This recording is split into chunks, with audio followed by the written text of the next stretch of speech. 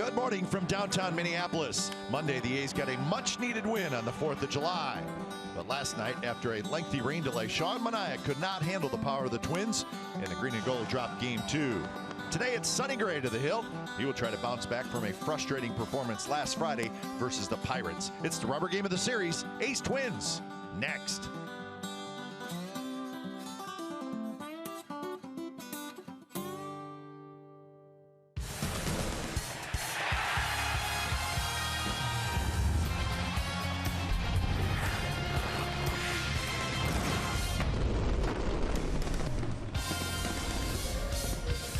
Well, bad weather will not be an issue today. It's a gorgeous day at Target Field. We got an early start. It's the rubber game of the series, and Sonny Gray is going to try to get the A's a series win here in Minneapolis. Game 3, it's the A's and the Twins, and it's coming up on CSN California.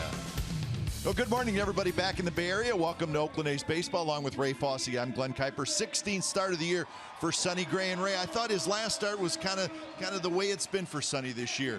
He gets a 3-0 lead early against the Pirates, and you're thinking, hey, this is perfect. He's going to shut him down, and he ends up taking the loss and does not pitch well. And unfortunately starts to elevate his pitches, and that's when he gets hurt the most. That has been the problem. Hard to believe that in his last 11 starts, he has not won. He's not won in his last 11. That's really hard to believe for Sonny Gray. And you look at his record, how poor it has been.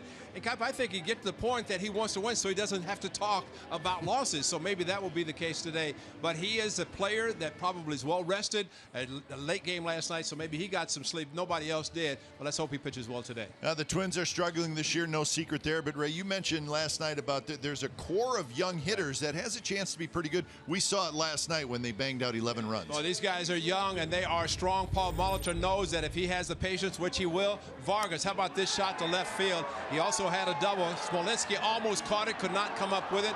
Kepler, the very next pitch against Sean Manaea. This left-hander is great. Vargas was great. Then Kepler, this swing unbelievable. A no-doubter into right field. But probably the biggest blow came against one later.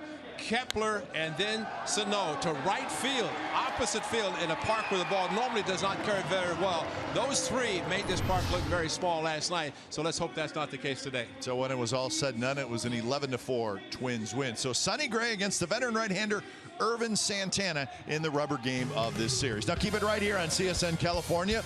We will head back to the A's pregame live studios right after the break. Get you all set for the A's and the Twins today.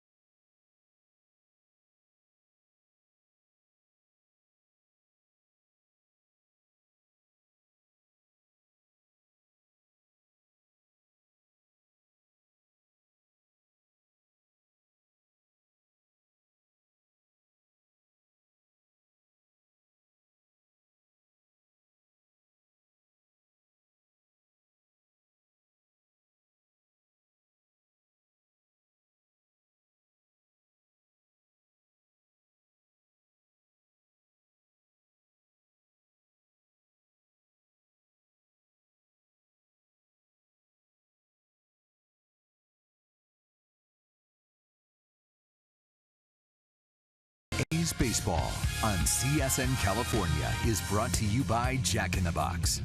It's back. The Portobello Mushroom Buttery Jack. Taste it before it's gone at Jack in the Box. And by Toyota, the full-line automaker with the longest-lasting vehicles in America. Toyota, let's go places.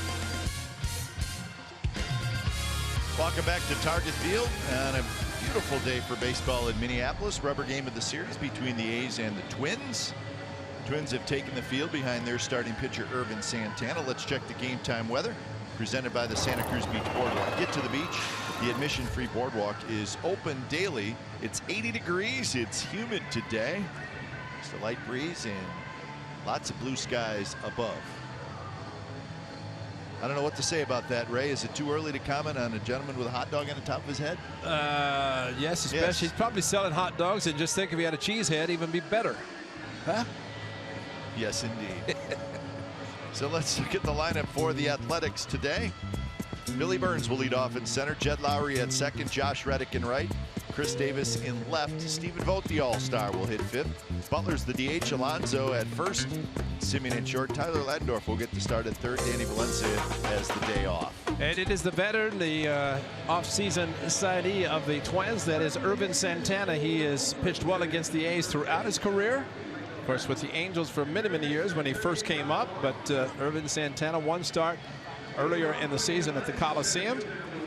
But he knows how to pitch and look for slider after slider because that's his go-to pitch, especially if he's in a count in which it's a fastball count. But he's a veteran, knows how to pitch. And the Twins hope he can pitch. So Billy Burns steps in the box. We're set for baseball. Early start. 12:10 local time. Trying to think of teams that start their midweek day games at 12:10. I think the Indians do, don't they? If I remember correctly. Yes. There's a couple teams that start them nice and early. I'm fine with that. Matter of fact, I want to say Steve Vucinich said that the Indians are playing 7:30 p.m. games also, which is, considering the length of games, we'll see if that happens when the A's do head back.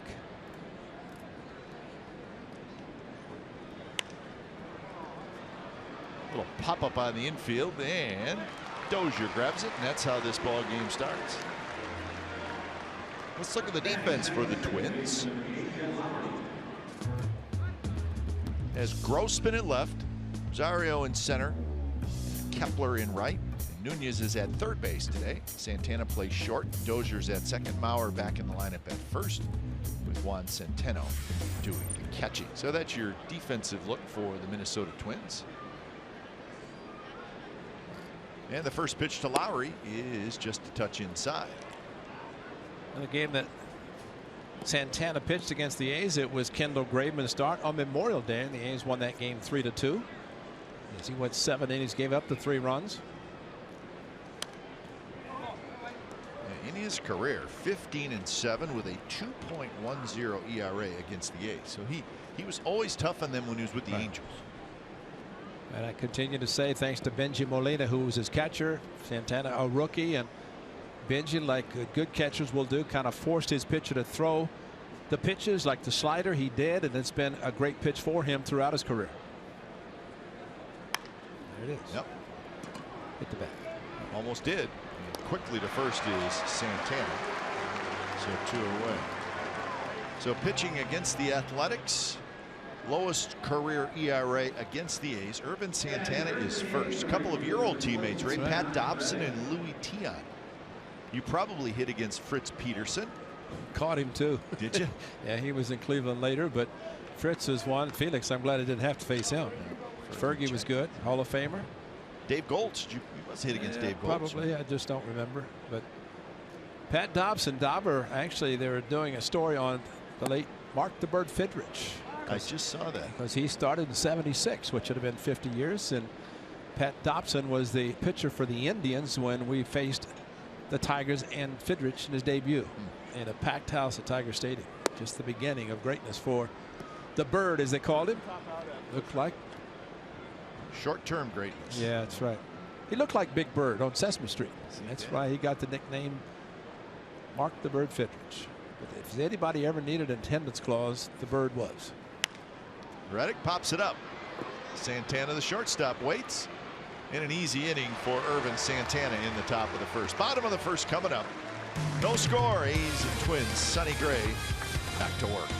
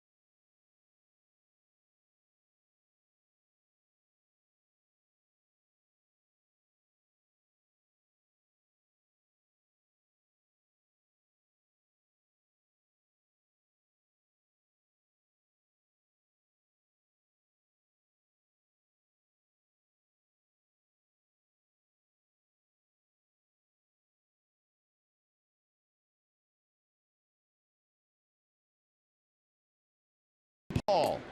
Minnie on the left, Paul on the right. They're the Minneapolis Twins. Oh, that's good knowledge, man. Nunez, Grossman, Mauer, Dozier, Sano, Kepler, Rosario, Centeno, Santana. That's your Minnesota Twins starting lineup. And well detailed and documented. Sonny Gray looking for his elusive win, the first since April the 22nd, May, June, and now July. No wins, and hard to believe this is his 12th start since his last win. And Cap, I think strongly that he's probably sick and tired of talking about bad things. Let's hope today he can talk about some good things and got it figured out. This is his last start before the All-Star break. And I would think Bob Melvin will have some choices of who to start the Friday against Toronto at the Coliseum following the break. Sonny might be that one, but that's not a pitch you want to throw because that's elevated and keep the ball down. Facing Nunez, Grossman, and Mauer here in the first. Eduardo Nunez, the all-star for the Twins, is playing third base today. First two games he was the shortstop.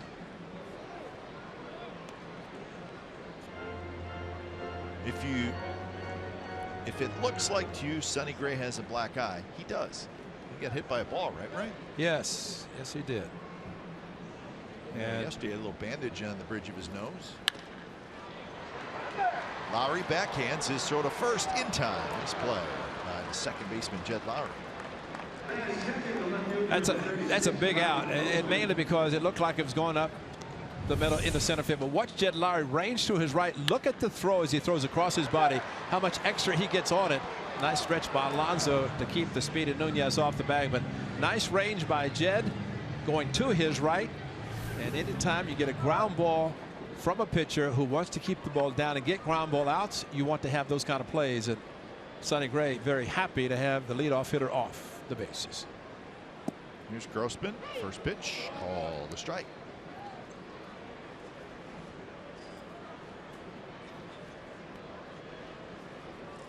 Grossman is in left field today.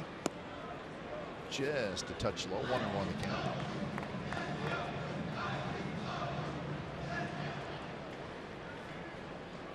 .280, 6 home runs for Grossman. He is a switch hitter. Yeah, Cap, the one thing we've talked about, and it's really helped Kendall Graveman, and a little bit upset with his break ball. Watch Stephen Vogt. He's down on one knee, but Sonny, that's not what he wants. And you really don't want to see the frustration because everybody sees that. And what happened with the Pirates in his last start, where he had the lead and then quickly it was gone. And we usually don't see that from Sonny. No. And you know, the real issue is that you start thinking about, because there was a double hit down the line, he didn't even back up home plate. So you can see how many things are going through his mind when he does give up a hit and really punishing himself. So good breaking ball there for a strikeout.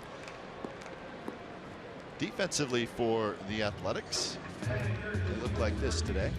Davis, Burns, and Reddick in the outfield. Lindor, Simeon, Lowry, Alonso in the infield, and Stephen Vogt back behind the plate. So 2 outs for Joe Mauer.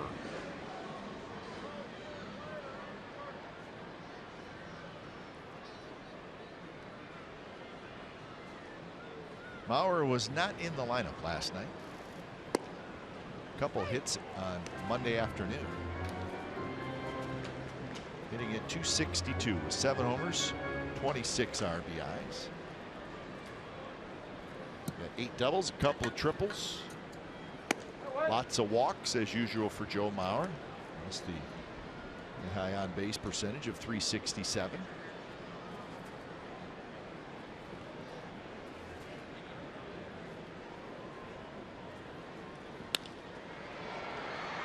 Simeon cannot quite come up with it, and it rolls into center field. A hard hit ball that was kind of a one hop, tough hop. And it should be a base hit for Joe Mauer, but we will wait. He's tapping his chest and saying to himself and to Sonny Gray he should have had it. And it was a ball that really got on him quickly, and the top spin, not making excuses. He thought he should have handled it, but the ball he had last night off the bat was a Sano that crushed the ball that went straight to him. So they're going to give Joe Mauer a base hit. I'd say that's a call that would be shocked if it wasn't. Here's Dozier. Dozier's had a quiet series. He's 0 for 9. Pretty good hitter. 13 home runs, 41 RBIs.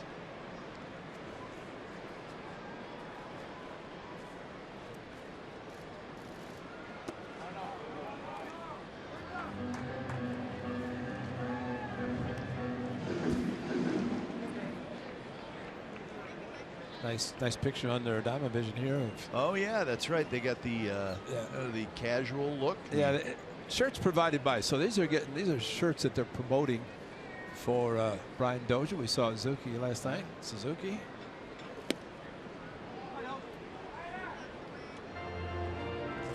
It looks pretty neat, doesn't it? I like that. I'll take one of those XL. Just call Hammermade. Say, I'm Glenn Kuiper. Yeah. Send me some shirts. I'm Glenn from the A's.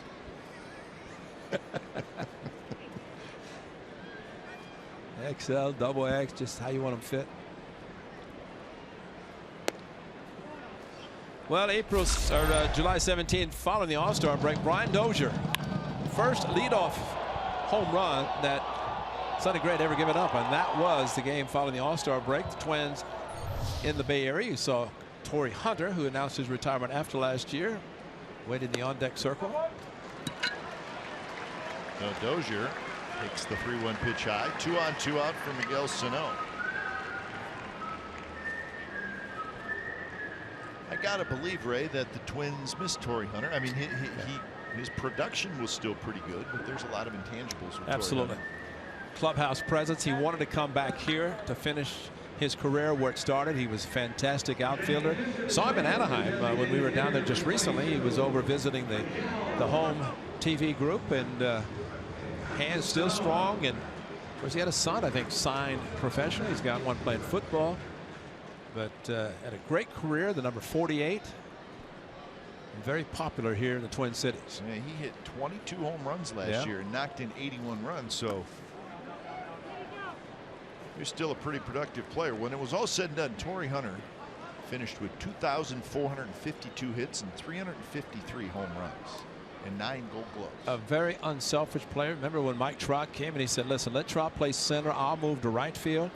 And of course, that's a 9-time Gold Glover in center playing for the Twins, and he was very willing to do it for the team. Hit second. And you know what, a guy like Torrey Hunter, terrific career. He never won a World Series. That's right. I know he tried Angels and the Tigers. Now, this was Sano last night to opposite field off Liam Hendricks, and that was a big 3-run opposite field home run. as we showed in our open, the number of home runs hit by the Twins. If I were them, I'd been wearing the red jerseys again today. Well, that's right. Dirty and all. May not have been time to wash them.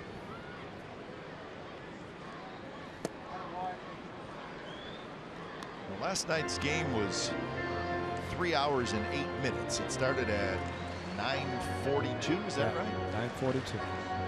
And your math was right on. And you had the exact time. How long it took. How many hours sleep you got last night or this morning? 2 till 8. That was my time frame. I did manage to get 6 hours of sleep, so that's not too bad. And that's the sign of a veteran traveler that you packed before you got back. Well, you packed yesterday and sort of. There was some blind packing being done last night, which probably is not pretty. 3-1 to Sano. Shift on, and he swings and misses. A little cutting action. Yeah, that's a great pitch to throw 3-1 to a power hitter, and watch this right at the last moment right there, just takes off, and even had he made contact, it would have been off the end of the bat. You try to avoid the sweet part of the bat with a cutter. Stephen Vogt, who did not start last night, matter of fact didn't play last night, was named All-Star before the game, didn't play, and back there this afternoon. Strike 3 call. Good pitch outside corner at the knees. So a couple of strikeouts and a couple of runners stranded. So it's a 0-0 game after 1 here in Minneapolis.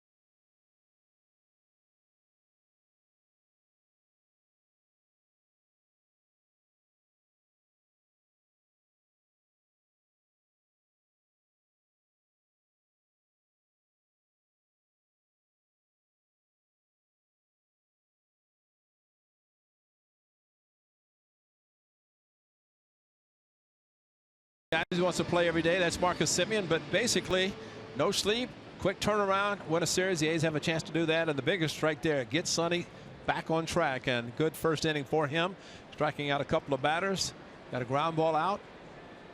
But Sonny Gray important to this ball club, and it'd be great to have him finish on a positive note before the break starts Monday. This will be his last start before the All-Star break. Juan Centeno gets hit. It's a direct hit foul straight back and got him underneath and on the left shoulder.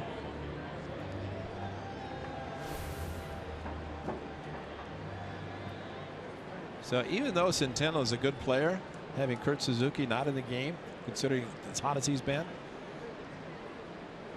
it's kind of neat for the A's today. Caught last night, not catching today.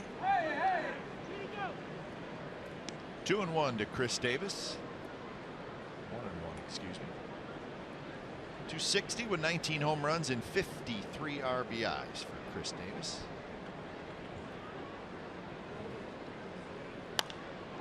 This one's hit high in the air, foul territory. Mauer near the seats, and Mauer dropped it.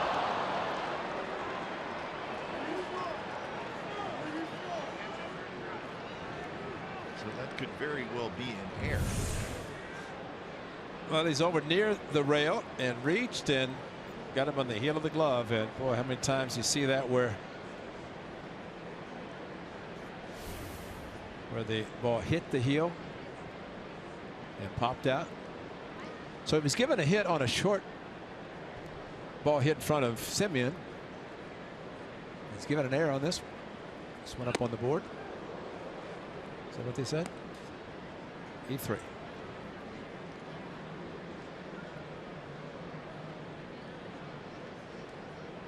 2-2 the count to Davis. Vote to follow, and then Butler. He's went 3 up, 3 down in the top of the first inning. And Davis swings and misses at that slider, and that's the first strikeout for Santana.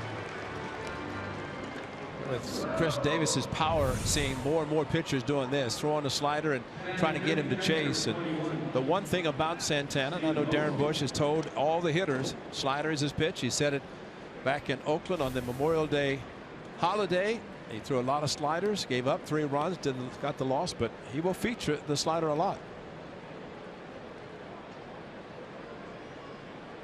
So here's Vogt.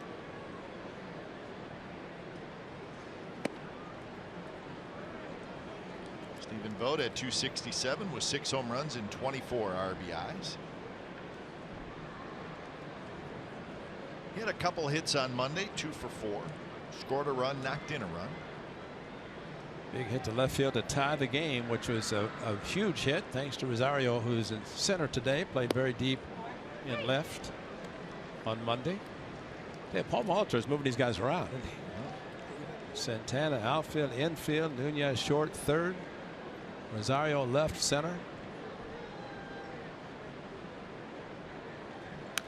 Well, it's not very often you see a guy play left field one night and shortstop the next. Exactly. I mean, Santana does that. And made the throw that he made last night. And from what we've seen and what we've been told, he's pretty decent everywhere he plays. So that's a valuable guy to have.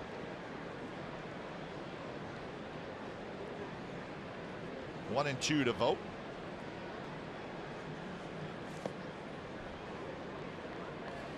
Well, last night, Jake Smolinski, none of us really could believe the throw that Santana made last night. Coco Crisp with a 2-strike hit and a perfect one-hop throw to Kurt Suzuki to nail Smolinski at the plate, and came up on his knees. Smolinski did the kind of look of, I can't believe that. And what a strong throw, perfectly to Suzuki, and Santana with a huge assist.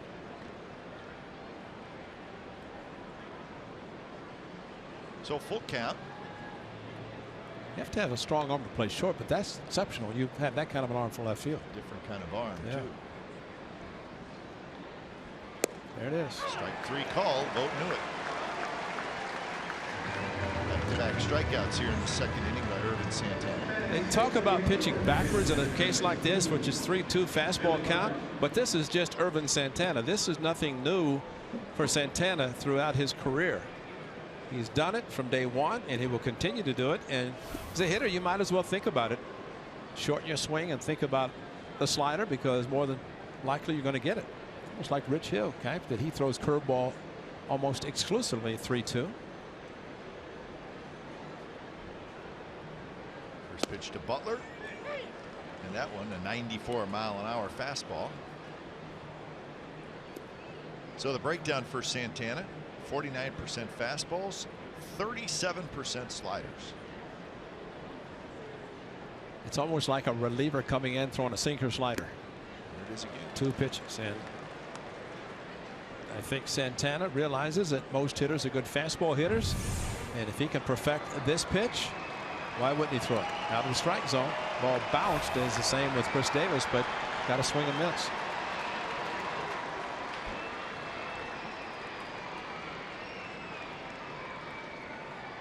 Butler asks for time.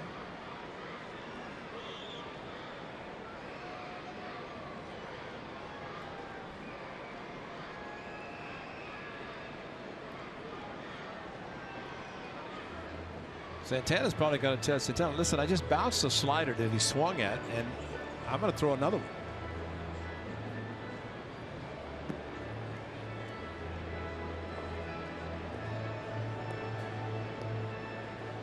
So they should be on the same page now.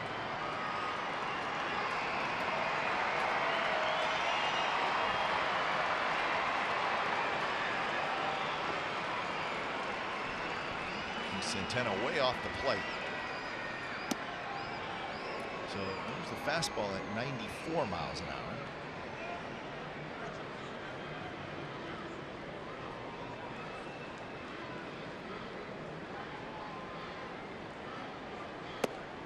And that slider spun a little bit, stayed inside.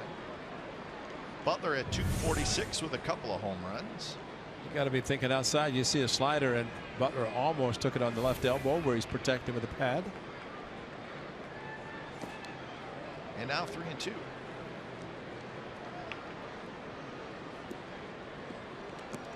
Set to Chris Davis, 2-2 count. Alonso waits, but Stephen Vogt got a slider, 3-2. Another 3-2 count to Billy Butler.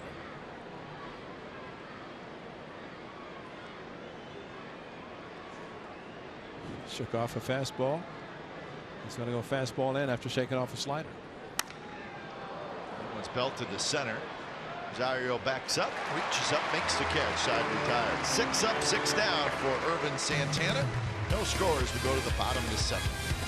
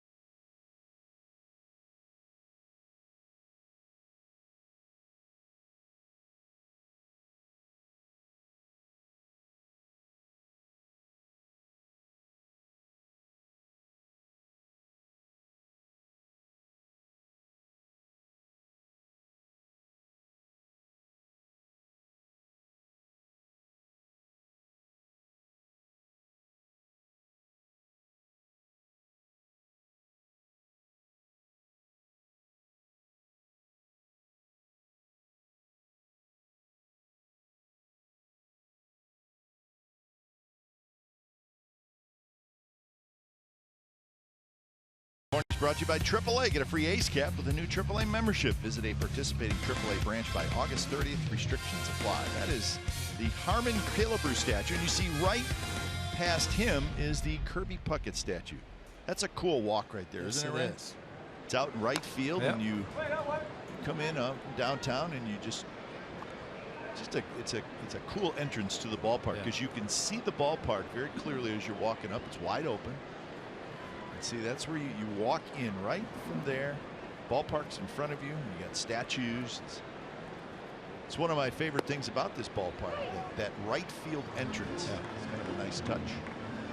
Yeah, the walkway where you have those statues, and there are probably more pictures taken in front of Killebrew and Puckett than anybody. And there's a giant baseball glove out there that you can sit in and take pictures.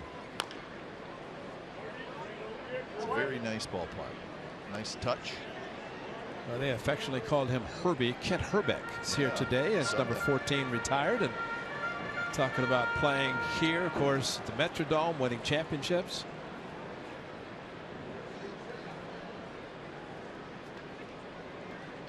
Oh, 0-2 to Max Kepler. And Kepler drives him to right. Reddick back.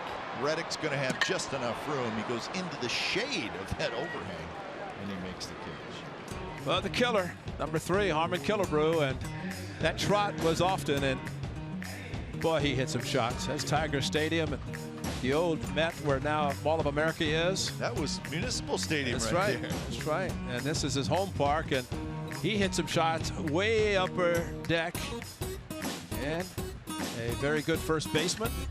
injured his hamstring playing first base in the All-Star game.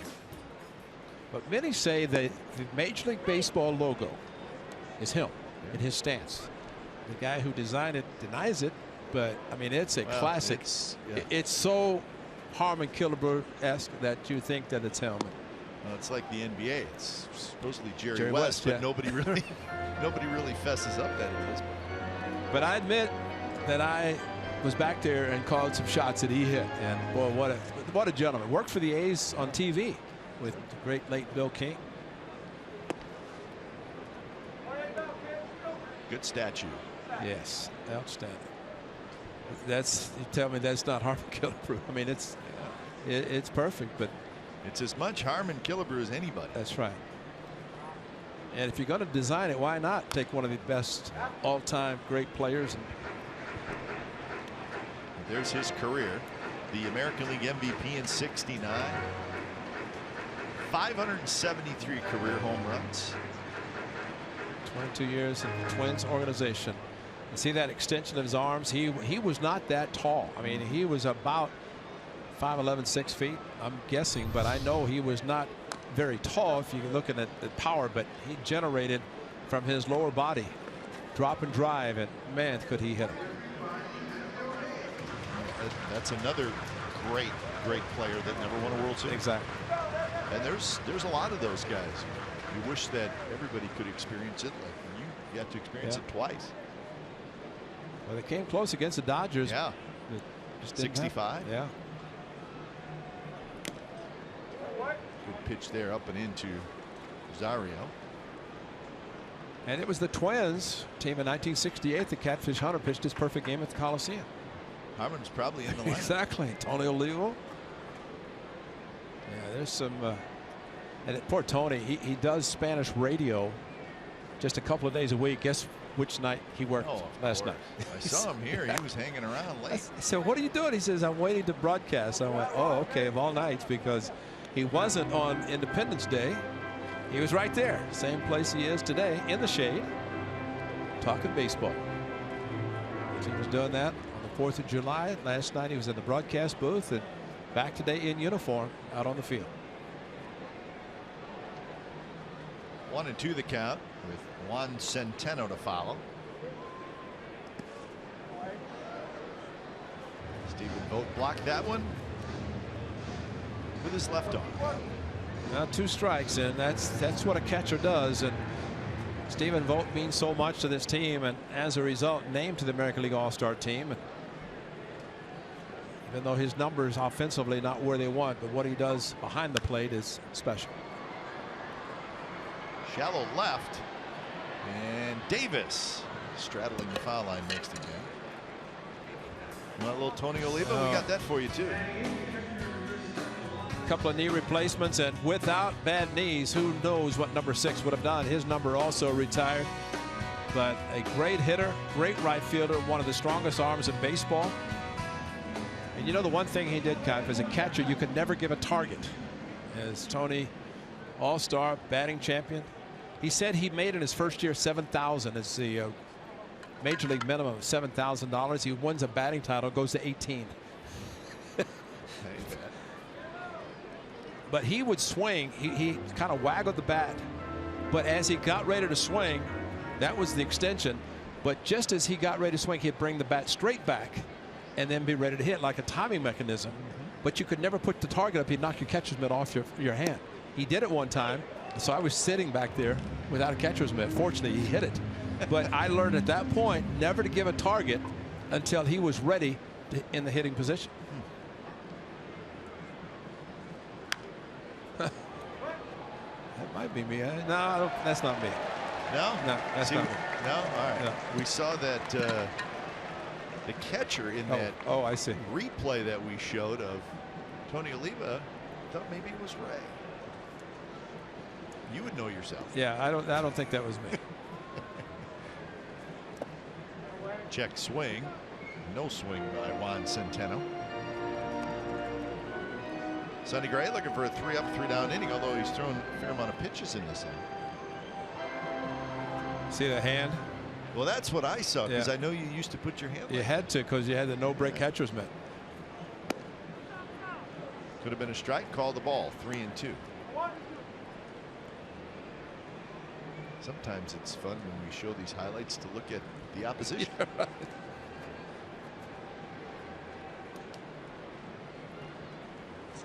3-2 pitch is a shot headed for the right field corner. Reddick picks it up right at the base of the wall, and Centeno with a 2-out double. Second hit for the Twins. Trying to get him to chase some of the sliders. He would not do it. Did not get a call on the backdoor breaking ball. So 3-2. About thigh high, and Centeno looking fastball and got it and ripped it down the right field line. Going back to the Angels game, he had 7 3-2 counts. Sonny Gray did, and already today he's had 3.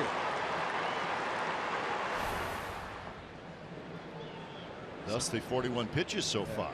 Here's Santana. He's a switch hitter. Strike on the outside corner. Looks like Field and Culbreth probably has a good sized strike zone today, which I don't think any of us have any problem with that. Reynolds, Gonzalez, and Buckner round out the umpiring crew for today. Well, I was thinking, Kite, when we were talking about the players and quick turnaround. Umpires had a quick turnaround same way. Sure C.B. Buckner at third base. He was behind the plate last night, early this morning. Field and Culbreth, the crew chief at first, so he got the short straw for this afternoon. But CB last night behind the plate. Of course, they rotate from home, third, second, first, and then back to home. So you would think that getaway day for everybody, including the umpires. Swing the bat. That one running in on Santana to keep the count 0-2.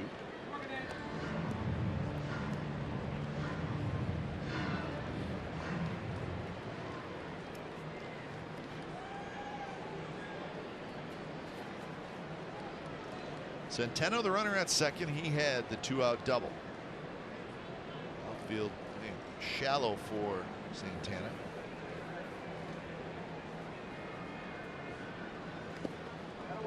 With the block.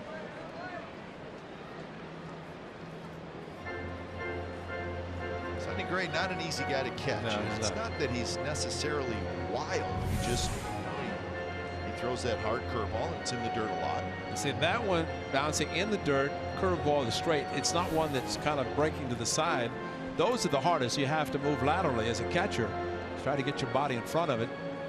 But still, it bites so hard so late. And as a result, 13 wild pitches, most of the majors. Closest is 8. So that says a lot about his curveball thrown very hard. 1-2 pitch. That was a good one. Santana strikes out, and the side is retired. So 3 strikeouts in the first 2 innings for Sonny Gray. Third inning coming up. No score.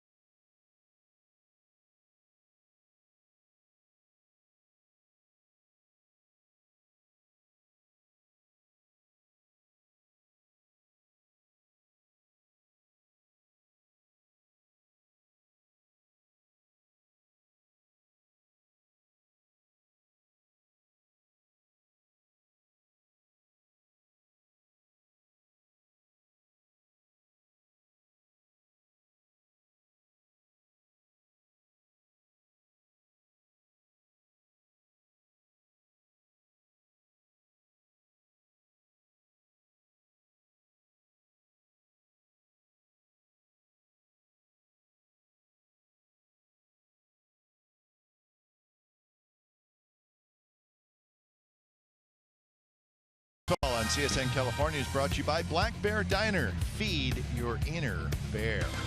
You know what would have been good this morning, Ray, is a Black Bear Diner breakfast, because their breakfast, they're great. Yeah, it's like the most food you could possibly eat before noon. But you're right. They have a lot of great sweets, good breakfast, and it would have been nice to have it catered this morning here. That's right. You see, back in Minnesota, it's Menards. Save big money at Menards. That's what to talk about back here. I've heard that before. Yeah. Alonso grounds out. Yeah, Ken Herbeck said he just did a grand opening. He is a local young man, Ken Herbeck. Said he did a grand opening. And, I mean, you hear that theme song, Save Big Money Menards. And since the Twins aren't televising, in case the fans in the Twin Cities are hearing our telecast, then we want to make sure that Menards is mentioned. That's true. You know, That's true. Just give them a big mention, because they're keep everybody happy. Yeah, yeah. Keep the Midwest happy. Here's Marcus Semien, 18 home runs. Speaking of keeping happy, see what the Twins did last night? I thought it was kind of cool. They did two things. In the first one, I'm sure other teams do it, but if you had a ticket to the game last night and you stayed for the game, they gave you, or you could exchange that ticket that you used for last night's game for another game. That's beautiful. So if you stayed, you basically get to go to a game for free, which I think is a pretty outstanding. good idea. And then remember when we saw the young family with the two little kids and they had the gloves on, and we said, those gloves, they got tags on those gloves. Right. Well, find out this morning that some of the Twins workers handed out youth gloves to the kids in the ballpark later in the game. So if you were still here and you were a youngster, you got a kid's glove. So when we showed those two kids last night, they still had the tags on the glove. Well, that's why, because the Twins gave out these youth gloves. So it was worth it if you stuck around last night, even though it was late. But if you did, you got a chance to exchange your ticket for another game. And today the kids are out in full force, way out in those seats in deep right center field and in the upper deck in left field. And they could look out and see people parking in the garage next to them. They're so high up and so close to that parking garage. But you know, last night, to your point, is a great night for foul ball. So maybe those kids, with those new gloves with the tag still on them, that's what I'm saying. They passed them out to give them a chance to get a foul ball. But we chuckled when we saw the little guy last night. He had the tag on his glove, and now we know why. That's great. See, that whole right field section, which is very high above the high right field wall, it's full of kids today. Foul tip, hung on, and that is out number 2. So 3 strikeouts for Irvin Santana. He's got that good slider today. Yeah, 3 strikeouts on 3 sliders, and you know, it looks so inviting. You think I got a chance, and then just enough of an off-speed pitch that it fools the hitters.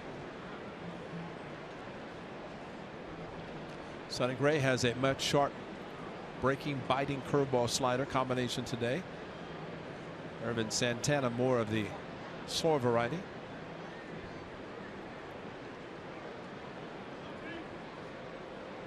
First pitch to Tyler Ladendorf. There it is again. He'll just keep throwing it. I mean, we've seen him. He'll throw it for 9 innings. Yeah.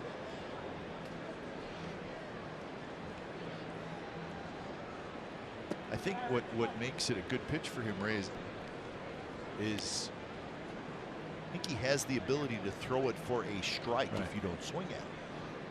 That's a good point, because he can get you to chase it, as he did with Chris Davis, knowing that he can come back with it.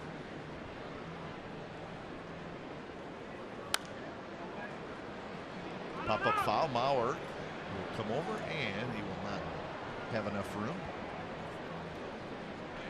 So a guy getting ready to catch the ball. See, if he had left the tag on his mitt, he probably would have caught it. But he's in the concrete area, and once he missed it, watch how it bounces. Watch this.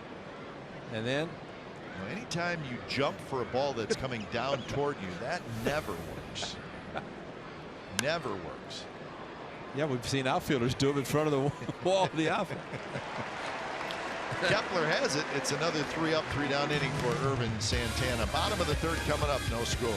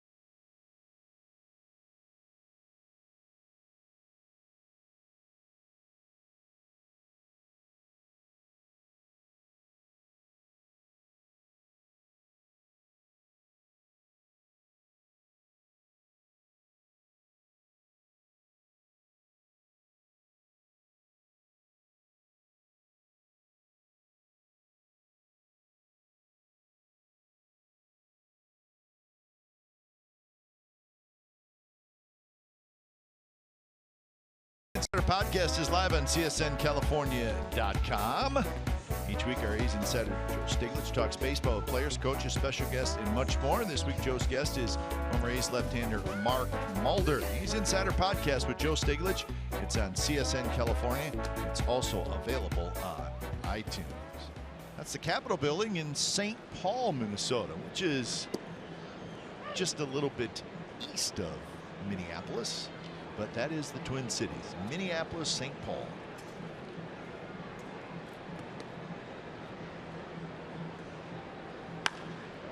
Base hit right field. Eduardo Nunez with a hard hit ground ball. So Nunez with a leadoff single. Look at the location, not bad, except the slider didn't break. Stayed right in the middle of the plate, and when that happens, good hitters will take the ball to the opposite field. And I guess you could put Nunez in that category. Yep. Here's Robbie Grossman.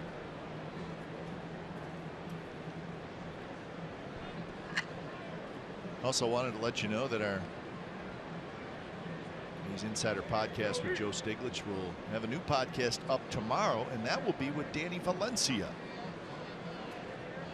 So check that out at CSNCalifornia.com. Joe's also got a story up about Stephen Vogt and his selection to the All-Star game this year. So Joe's working hard, so go to the website and check out those. And again, Valencia's podcast will be up tomorrow. What was it Stephen faced last year? Was it DeGrom from the Mets? Found out how hard he throws. Very hard. Nunez took off, and now he's got to hustle back to first, and he gets there.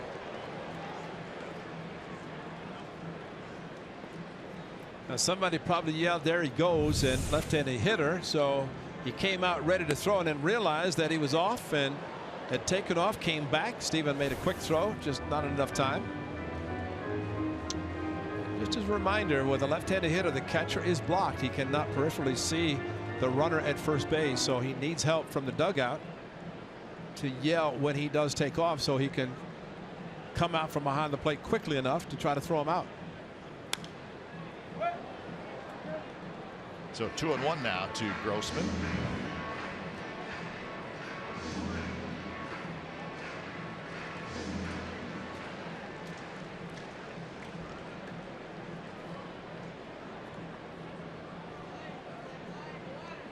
Mauer to follow here in the bottom of the third.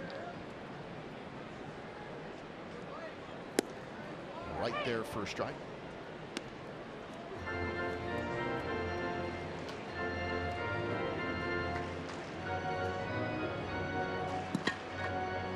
Keep an eye on Nunez.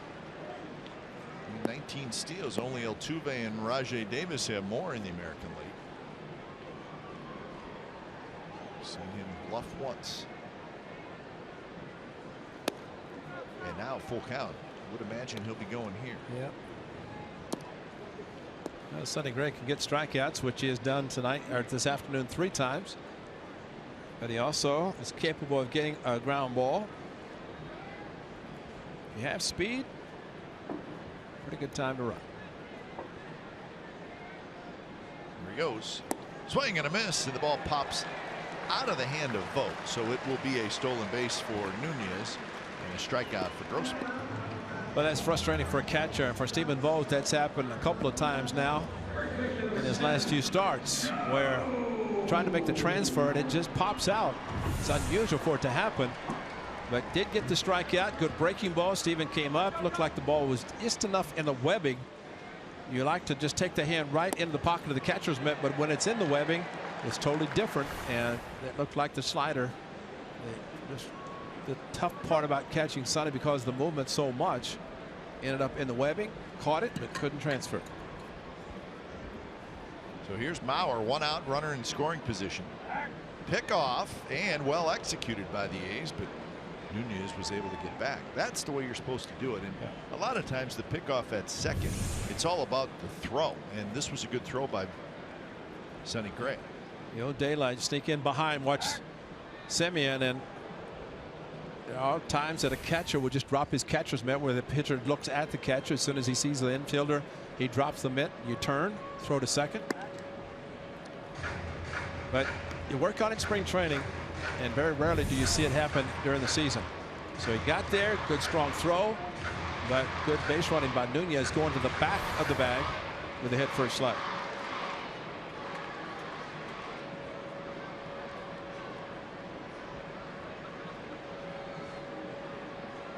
And that's at play too, and you've talked about this on stolen base attempts. If you're the center fielder, you just have to come crashing in. That's right. You cannot let the runner go to third if the ball gets past the middle infield. And you can't wait till the ball misses the infielder if it's a bad throw. Because once the throw is dedicated to a base, especially second, nothing's going to happen with the hitter. And so you have nothing to do except break. Our slices one foul. So 1 and 2. Lauer had a base hit in the first inning.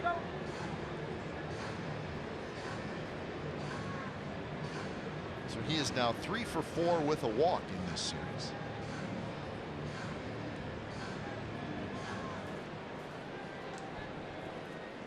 Brian Dozier will be next.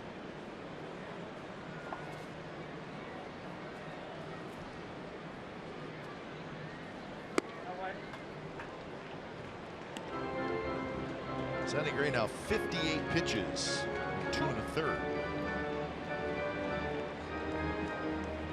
He's got 4 strikeouts. He's walked 1. A lot of pitches.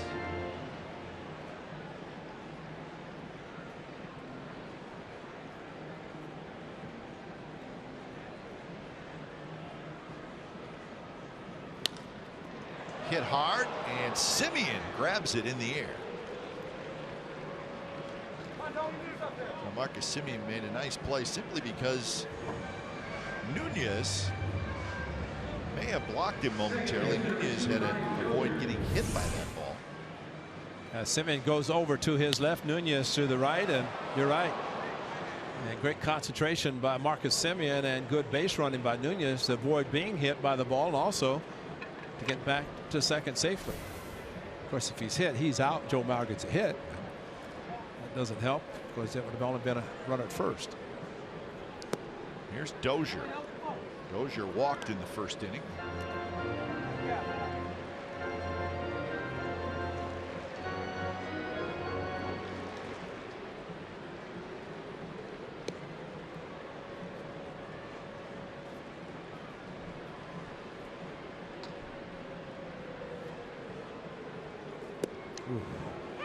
That's a thank you for not swinging, right? I was thinking the same thing because don't swing. This is a hanger, and Dozier last year probably hits that 9 miles, but this year, at this point, still struggling a little bit. The A's would like to see him head to Arlington, Texas, and pick up his hitting.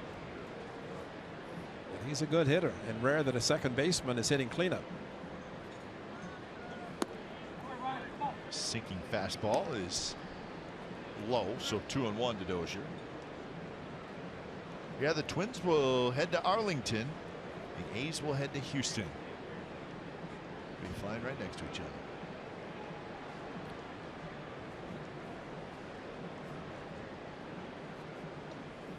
other. Day games in Minnesota are always great on getaway days, but getting to the airport, so maybe the A's can follow the police escort of the Twins if they have one. No question. 12-10 start helps a little bit. Now the great Mickey Morabito will get it worked out, though. He's director of team travel. He's done it so many years. He knows exactly how to handle it. So another walk to Dozier. And really not a pitch around. And we talk about sometimes you pitch carefully to certain hitters, but Stephen Vogt out to talk to his pitcher and try to get him through this outing. Bob Melvin's frustrated about something. That look.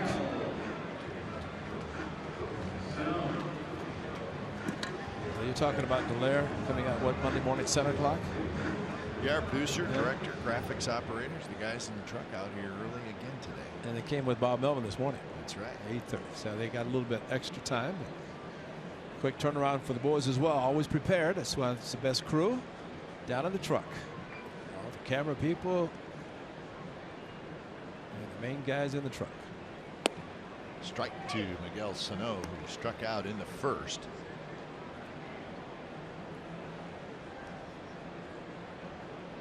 He is 1 for 9 in the series. Of course, that one hit was the 3-run homer last night late. Hit it out to right field.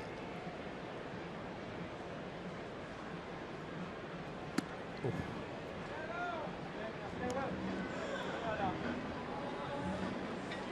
Sano's so big he didn't want to move. He is big. A fastball running up and in is almost said, hit me, I don't care. Talking to Suzuki, and there's no batting practice today, and talking to Kurt in the clubhouse, some of these guys walked in, they're monsters, man. They are big guys. 6'4", 265 pounds is Miguel Sano, and he's only 23 years old. Maybe still growing. Do you know who the best dress was? Fernando Abad. Yeah, well, that's not a surprise. He walked in, had a bow tie on, said, always like to look sharp on getaway days. And he lost about 25 pounds, looking great, and one of the mainstays in the Twins bullpen, Fernando Abad, formerly with the Athletics, a great left-hander. I bet Fernando Abad would be attractive at the trade deadline. That's true. Good point.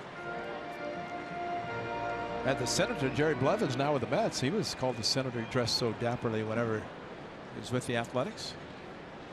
Tall, thin one. Could eat 4 meals a day and never gain an ounce. Fastball fouled straight back. Sonny came right at him, and now it's a full count. Stephen Vogt may have gotten hit a little bit. Yes, he did. He was like a magnet right off the mask, but as he said, a lot of padding on his mask around the temple area, or the forehead, that is, and of course around the lower part, the chin, side of the head. So like Kurt Suzuki we showed last night, doesn't have the springs in his mask, but it's got a lot of padding. Runners go. 3-2 pitch. Very close, but missed inside. So now the bases are loaded. It's going to be Max Kepler, the hitter. So he has not had an easy inning today.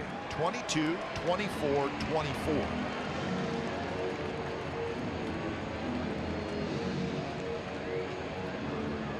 Big difference there, nearly 100 points.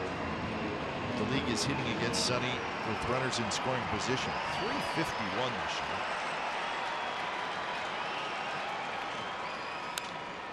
Kepler had a good swing. The first pitch fastball. Cap, we've talked about it before. You go into a series, a final game of a series, you're trying to win the series, and both teams feel they have their aces on the mound today. Santana's perfect through 3 innings. Sonny Gray has had base runners in the first 3 innings, and fortunately has gotten out of it so far. But flirting with danger, especially putting runners on with a free pass. Outside corner strike, and it's a quick 0-2 to Kepler, who hit a fly ball to right field in the second. Consecutive starts without a win. Hard to believe. Sonny Gray, 11. In this century, Dallas Braden, Chris Bassett, only 2 guys that have gone longer. Hard to believe. April 22nd was his last win. It was against the Toronto Blue Jays in Toronto. You saw Dallas Braden with 13. He was so upset with that number that he jumped out of an airplane on Monday or Sunday. I guess it was Sunday. Down at I would not do that. I'm sorry. You free fall 100 feet, 200 feet before you pull the ripcord for the parachute. No way. But Dallas would, and he did. So another conversation. Stephen Vogt out to talk to his pitcher, and this is what a good catcher will do. He'll try to help a pitcher who might be struggling, and knowing that it's a big situation, and trying to discuss what they're going to try to do with a very good hitter, rookie Kepler.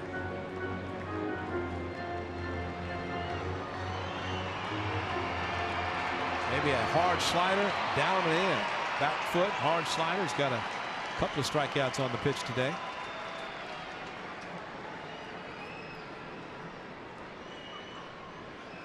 One-two pitch. It was a breaking ball, but it stayed up and outside. 2-2 the count. I think that's one of the problems that he has one in his mind he wants to do, but the mechanics somehow are not allowing him to do it.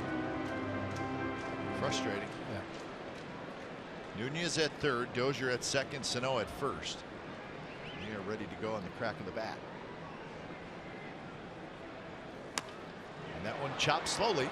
Lindorf has it across the diamond, and they get Kepler side retired. So the Twins leave the bases loaded in the bottom of the third. No scores. We head to the fourth.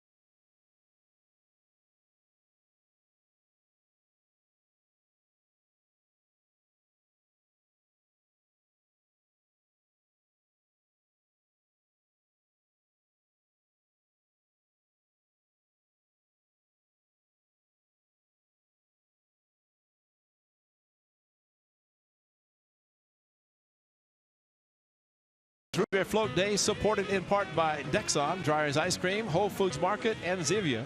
Set for Tuesday, July the 19th. That's after the All-Star break. A's players, coaches, local celebrities, and more will serve fans refreshing root beer floats for $3 each. Proceeds benefit JDRF, adding to the nearly $450,000 the event has raised throughout the years. Sugar-free floats will be available. Admission is free with a game ticket. Always a special day when partner Glenn Kuiper's out there serving root beer floats. Big day. Have a great day and making a lot of money for JDRF. I'll be there. You know, one of the best things at the A's Community Fund Golf Tournament held at Round Hill Country Club, root beer floats. On one of the holes, they had the orange root beer floats. Yeah, those give that a shot. Yeah, I had one of those.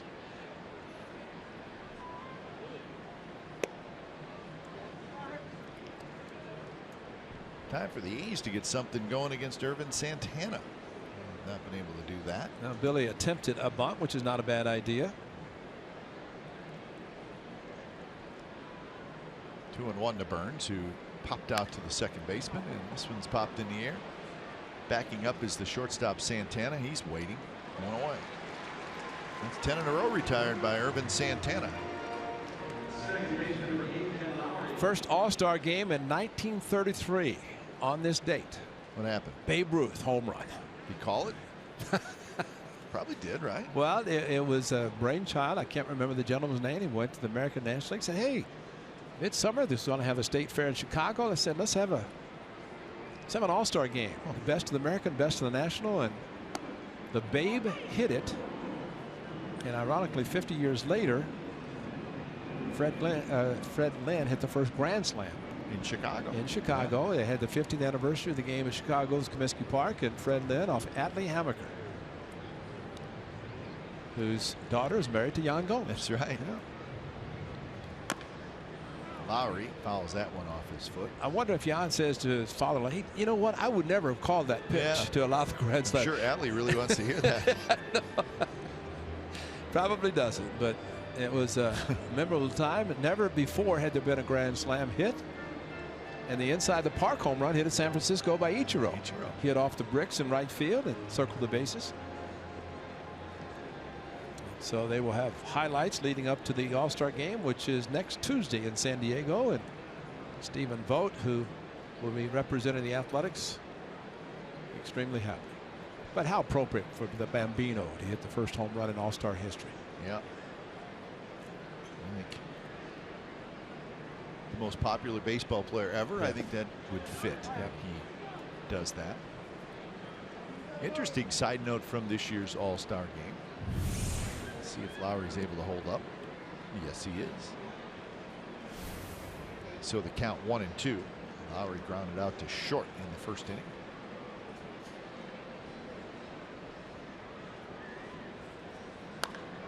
That one hard but foul. But one of the interesting sidebars to the All-Star game this year.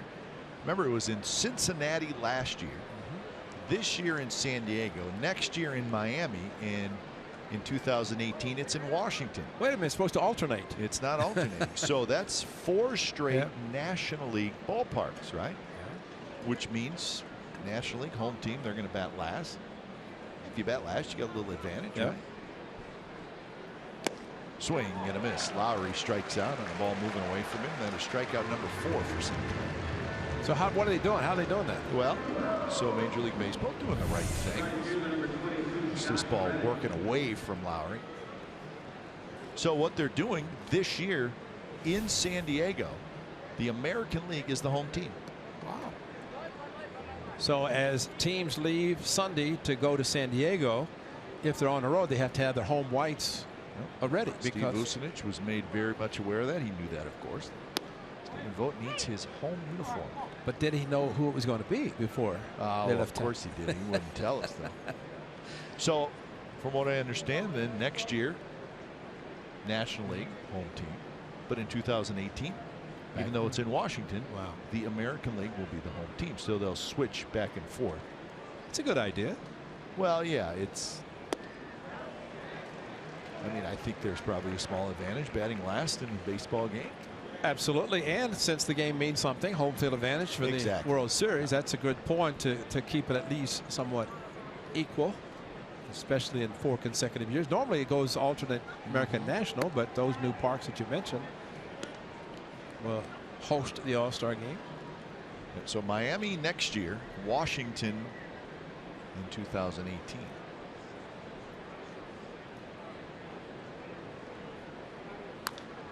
Reddick popped it up. Looks like Nunez is going to have a play. He does. So that's 12 up and 12 down for Irvin Santana. No score. Bottom of the 4th coming up.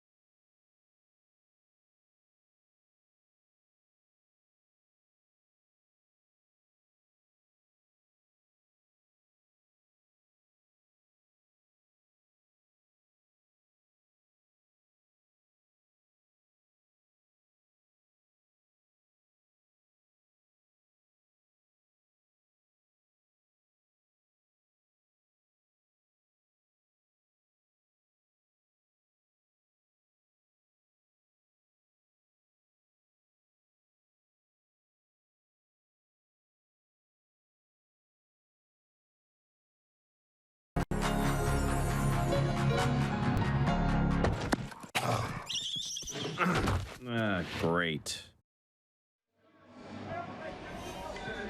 Hey, everyone, what your pets think about, talk about, and what they do when you're not home. This summer, the secret is out. From the humans behind Despicable Me comes The Secret Life of Pets. It's in theater starting Friday. That looks awesome. Nobody knows what their pets do when they're gone. But you know, Kipe, there's actually a device called PetCube that is like a video. You can set it up to watch your pets. Yeah, they'll find out about that, though, and they'll adjust. They will, of course. Of course they will. The animals are smart enough. They will hide from the camera.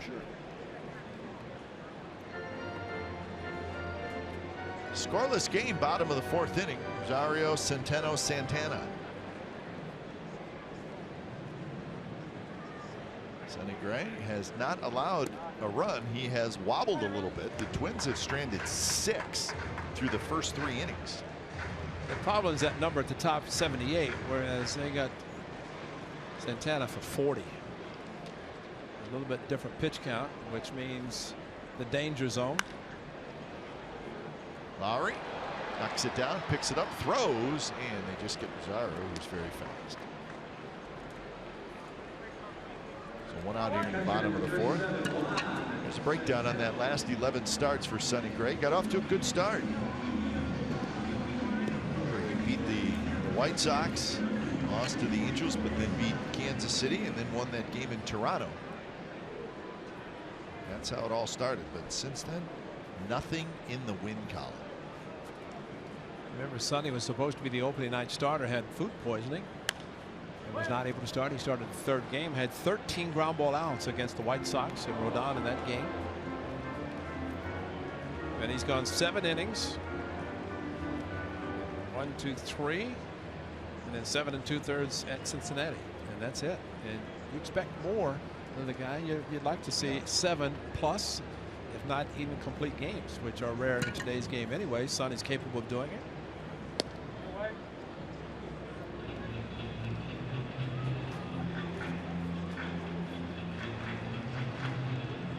So 1-1 the count to Centeno, who had a 2-out double in the second inning into the right field corner.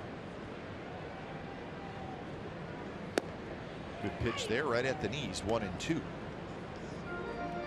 Tigers are beating up on the Indians this afternoon in Cleveland, 8-2. So they're trying to beat the Indians for the first time. Indians 11-0 against Detroit this year. 7th inning at Progressive Field.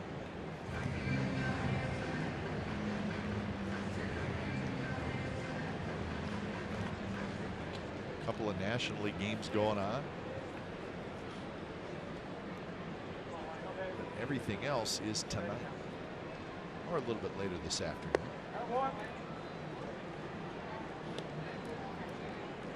3-2 the count to Centeno.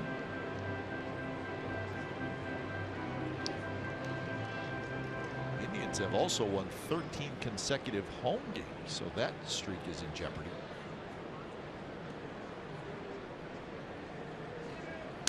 3-2 pitch, taps slowly to Lowry, and grabs it, and that's the second out. 3-2 to Centeno in his first at bat. Got a fastball down the middle. Sonny Gray made a great pitch this time. Then he rolled over looking for the same fastball, but a pitcher's pitch and an easy ground ball to the second baseman. That's the difference of location. The only difference for Sonny, for Centeno, the catcher today, has 12 pitches he's thrown to him back-to-back at bats. 3-2 count.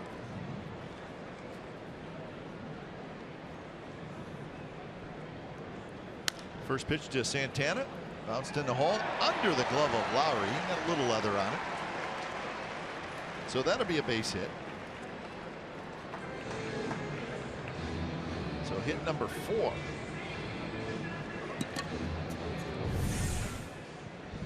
Sonny going over, probably thinking I got a cover, and then ran so fast he left his shoe on the mound.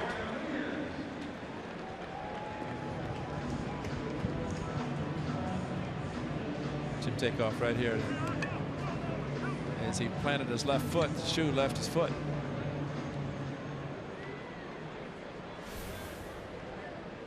But if the ball had been caught by the first baseman, he'd have been there to cover. Yes, he would have. Shoot us, Joe Sonny. So here's Nunez.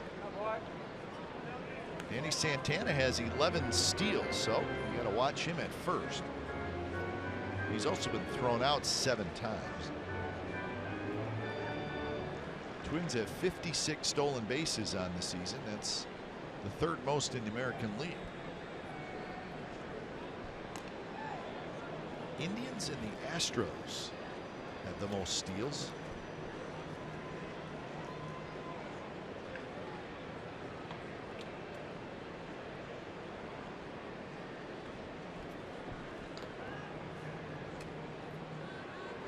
Nunez has a ground out and he has a base hit. He is 3 for 11 in this series. The picture for Nunez on their jumbotron in his all-star practice jersey. They presented, Paul Molitor presented it to him today, and he's on the board. He'll represent the Twins in the all-star game next Tuesday.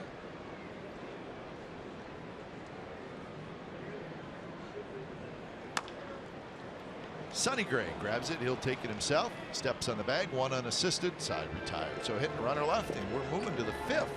Still no score. A's and Twins.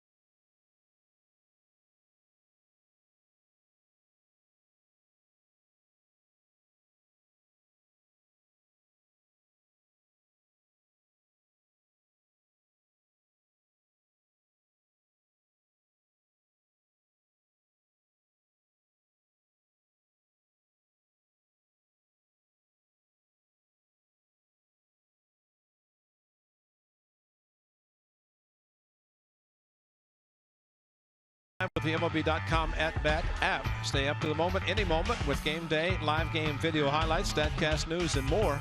Download MLB.com at-bat, the #1 app for live baseball on your phone and your tablet. Walleye, that's a fish. So they have fish sandwiches. Yeah, and they have pork chops on a stick, too. Which I've never seen that before. It's probably good. Heard of corn dogs on a stick. Got a couple of grandsons that love corn dogs. Yeah. Try that out. Pork chop on a stick. Yeah, that is a new one. Not new. It's Centennial down on one knee. That is low. That's Tony Pena type. Getting down as low as he gets. Actually sits down almost behind the plate to give a low target for his pitcher. Doesn't do it all the time, but when he does, it's remarkable the flexibility he has in his legs to be able to get down that low. 1-1 the count to Chris Davis. Yeah, a little different on this one. Usually fastball in, he stays upright. Nunez charges. It's the short hop and throws out Chris Davis. So 1 out. Tonight at 5, Jim Kozimor, the great Jim Kozimor, hosts the Bay Area's best sports talk show presented by Comcast Business Class. It is Sports Talk Live. Warriors insider Monty Poole, Marcus Thompson, so they will talk about Warriors, Kevin Durant, and the rest of the NBA, and much, much more. Sports Talk Live starting at 5 o'clock on CSN Bay Area tonight.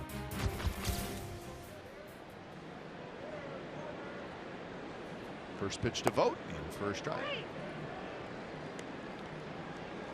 And a 3-2 slider to Stephen Vogt that he struck out his first at bat. And he got a hittable fastball first time, but maybe because the slider 3-2, he's thinking he's going to get it. That's what a good slider would do. There's Centeno down. See, on the slider, he gets down low.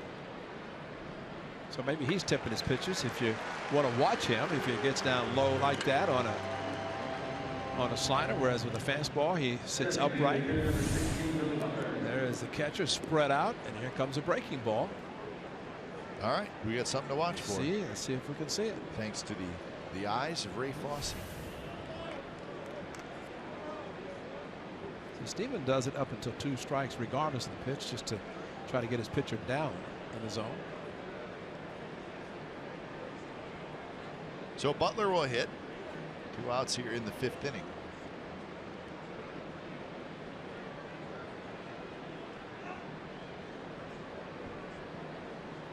Butler hit a fly ball to center field in the 2nd inning. Should be a fastball in. And it is. And it's a little too far in. This is kind of fun. Watch catchers to see what they're doing.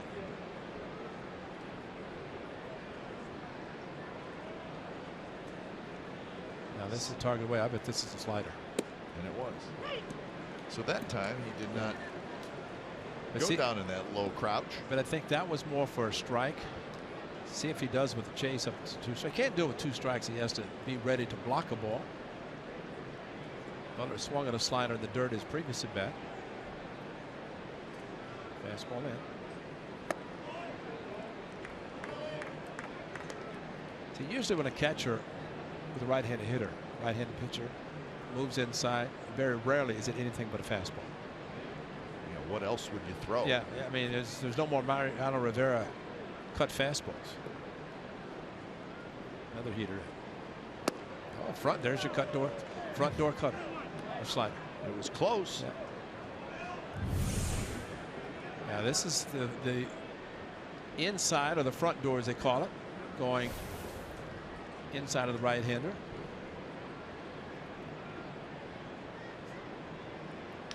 The 3-1 pitch is a good one. 3-2. I think that tells you right there how he feels about that pitch. That's right, and even more so if he throws it now. But he's got a perfect game on the line. Let's go on slider again. And that one was a decent pitch to hit for Butler. You know, this is the dilemma, and Santana, all pitchers know when they have a perfect game. And also, perfect game, no hitter. So if you throw a chase slider and he doesn't chase it, it's a walk, ends a perfect game, keeps the no hitter intact. So, but the confidence he has in his slider. Oh, this is interesting with 2 strikes. And there's a shot to left, and it is off the wall. Bounces back toward the infield. Grossman will pick it up, and the A's have their first hit. It's a 2-out double for Butler. Fortunately, the ball carrying back past the left fielder, because had it not, Butler might have had a tough time. But fastball, he wanted it down, it floated back in the inner part of the plate, so Billy Butler had to hustle because the ball hit hard, came back. It did miss a home run by a whole lot. Yeah, with 2 outs, that would have been great to get one. So here's Yonder Alonso. First pitch is low to Alonso, who grounded out to first in his first at bat. Well, first base runner for the A's. First time the A's, the base runners in scoring position. So Alonso, the first hit by Butler. Santana out of the stretch for the first time. And now 2-0.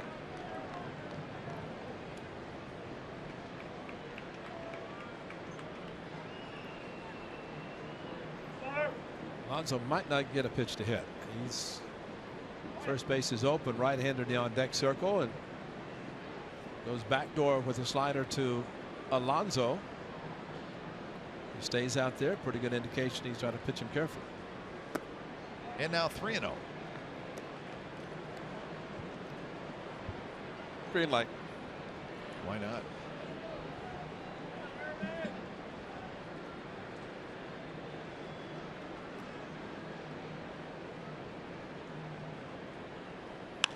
And he does have the green light. He drills one toward left center, but it's going to hang up. And Rosario makes the catch. Side retired. So the A's get their first hit.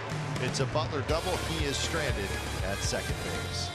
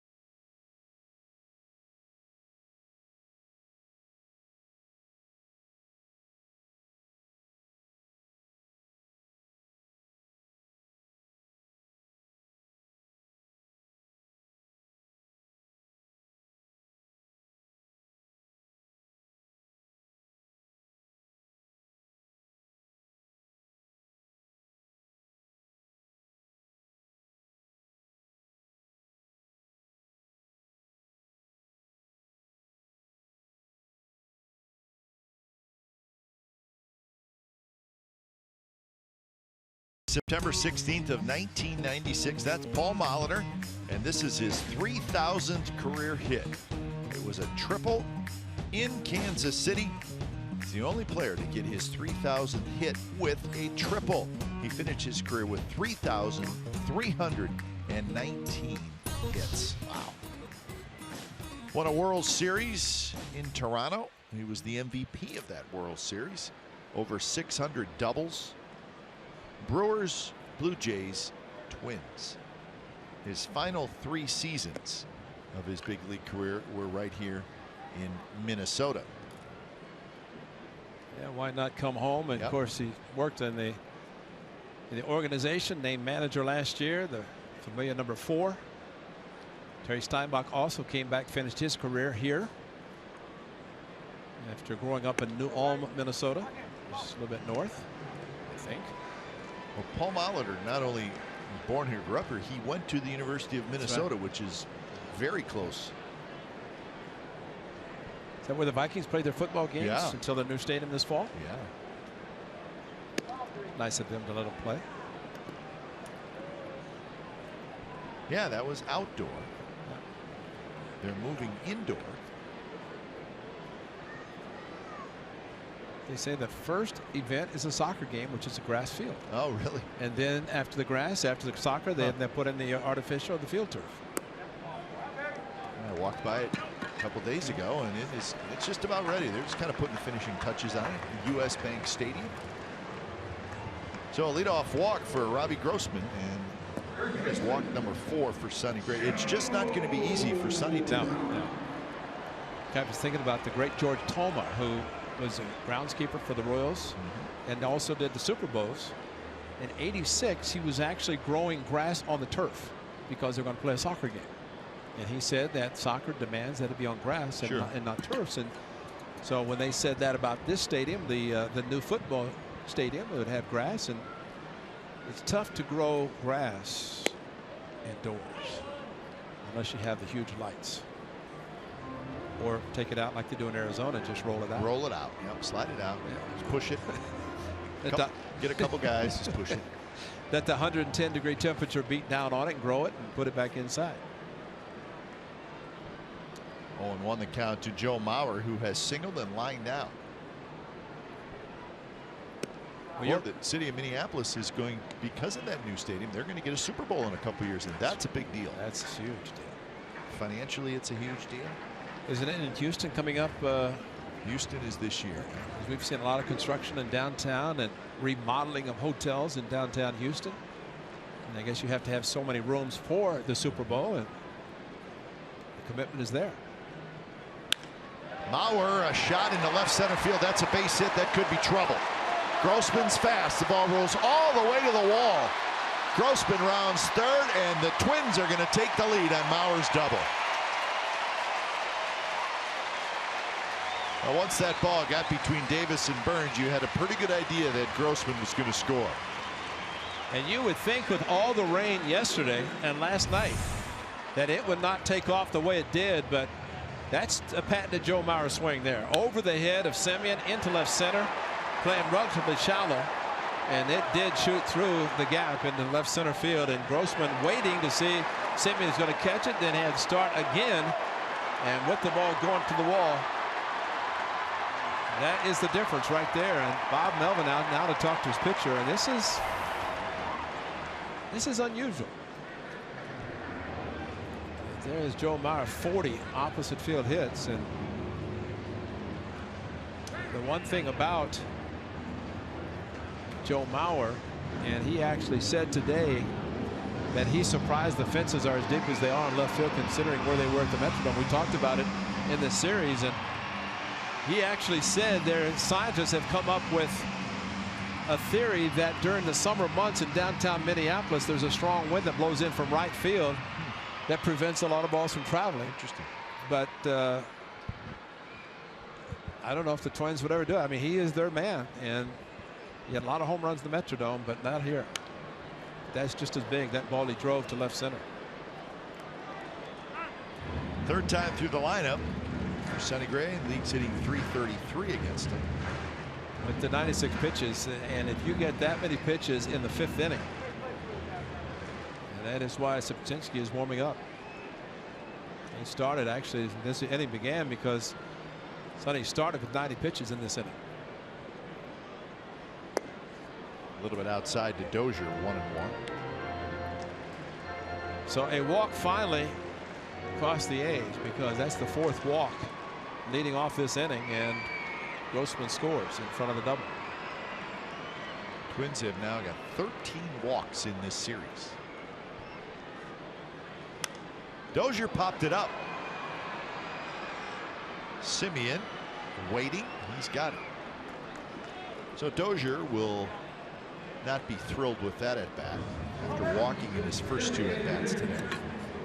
Matador threw up his hands. He evidently did not see the ball off the bat. Fortunately, it was Semien who had a better angle and did pick it up. So with one out, Miguel Sano will step up.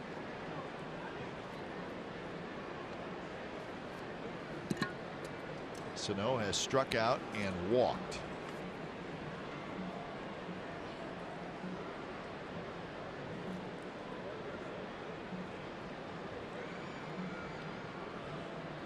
First pitch, down and away.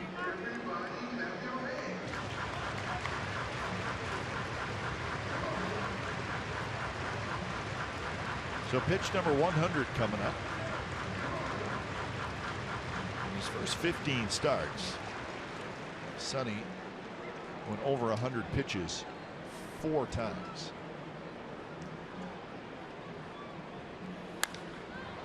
And that one's popped up. Reddick toward the line. Reddick waits, and he's got it. 2 away. The beloved worldwide phenomenon of Hello Kitty is back. Add to your collection with this year's version of Hello Kitty dressed to the nines in full A's catcher's gear. At the Saturday, July 16 game against the Blue Jays, 15,000 fans can pick up and hug their very own Hello Kitty bobblehead. Visit athletics.com/tickets today. You know how popular it was last year. Add some catching gear to it, and extremely popular this year. Did they check with you on the catcher's gear? No, they just went straight to it. They don't have the removable mask like they did with Kendall's. Yeah, but I thought maybe they checked you a little bit because your bobblehead had the catcher's gear. Well, they only did that because they didn't know who was going to be here in 2012. When yeah, that's true. You know, Ricky, MC Hammer, and me. I think that's a dead giveaway. We do not know who's going to be here, so since it takes a long time, let's do that. So it was a nice honor to put a microphone in the hand of the catcher's mitt.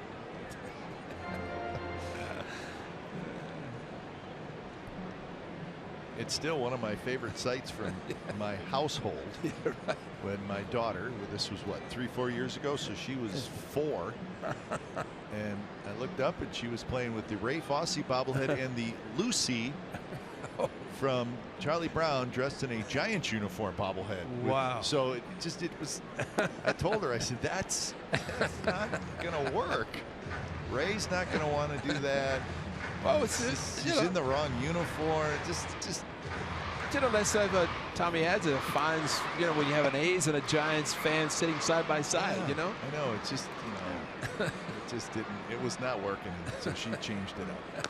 I think she grabbed MC Hammer. And you guys were great the rest of the afternoon.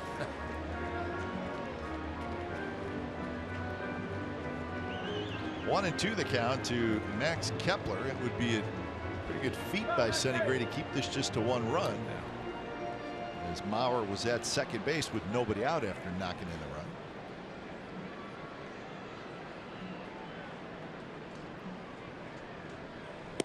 And he does, as he gets the swinging strikeout from Kepler. So 5th strikeout, but a run for the Twins. So we are headed to the top of the 6th. It's now Twins 1, A's nothing.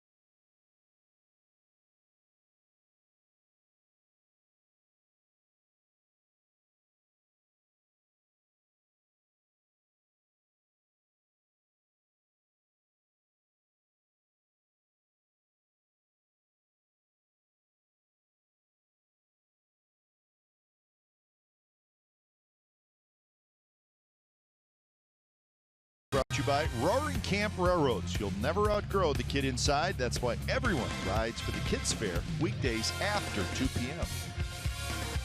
How's our hot dog guy doing? He's selling a bunch today. But the cheesehead would go work with the hot dog and cheese not dog. Cheese dog? It melted, wouldn't it? Yeah, I think the cheesehead here in Minneapolis would not be popular. Oh, that's a good point. Yeah, Didn't think about that. Yeah, they don't get along. Same division, right? Yeah, they just don't like each other.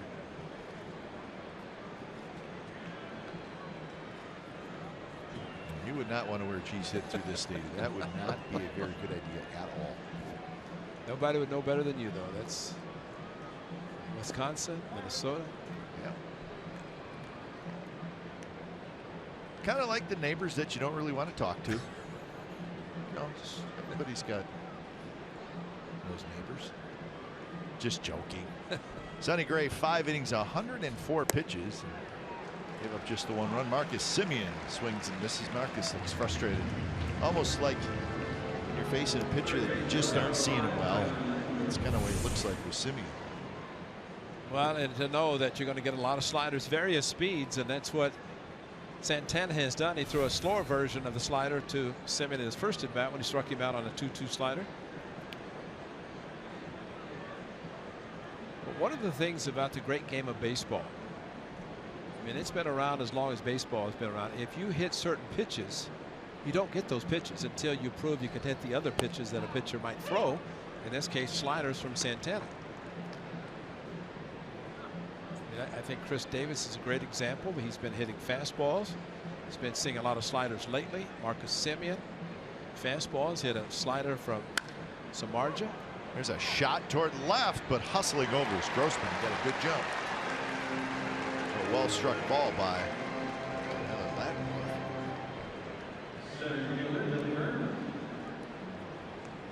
So now the leadoff man steps up. That's Burns. Burns says popped out to second and popped out to short.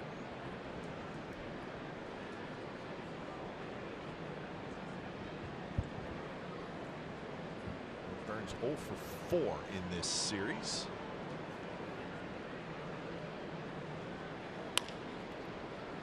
First pitch on the ground, and that is a very easy inning for Irvin Santana. So he is rolling along. Bottom of the 6th coming up. It's the Twins 1 and the A's nothing.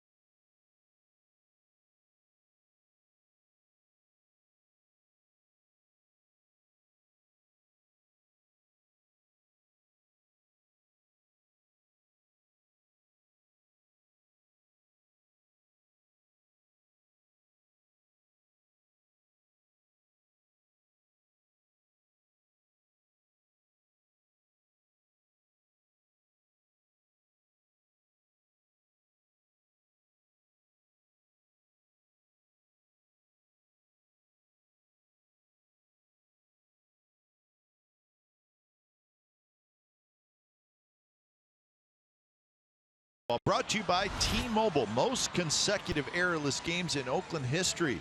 The A's have a chance to tie it today. They have gone 11 straight games without making an error. They have been playing much better defensively.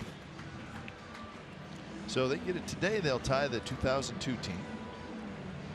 Overall 53 errors. They no longer have made the most in the American League. The Twins have. So it's always nice to see when a team starts to correct something that's been a problem. And the defense was a little shaky early on, but it has gotten better.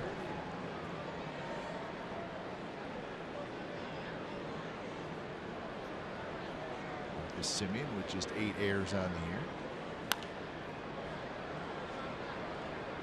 Laddendorf, Semien, and nobody's going to get it. Be careful.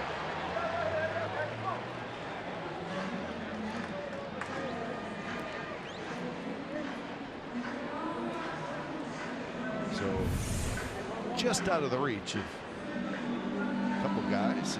Semien going to the slide. He get underneath Laddendorf as he jumped over him. Tyler with his back to the infield, and Semien, as he reached out, Semien probably a better angle, but because of the possible collision, he went into the slide. Sonny at 106 in his start in Anaheim. Came out of the game, had the 6-2 lead. That was a week ago Sunday. And of course, they not able to hang on to win. Last 3 innings, the Angels scored. Burns comes in and grabs it. Well, I like the fact that he's back out there. I was just going to say the fact that he has been struggling.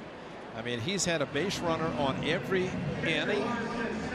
2, 1, 3, 1, 1. That's left on base for the Twins in the first 5.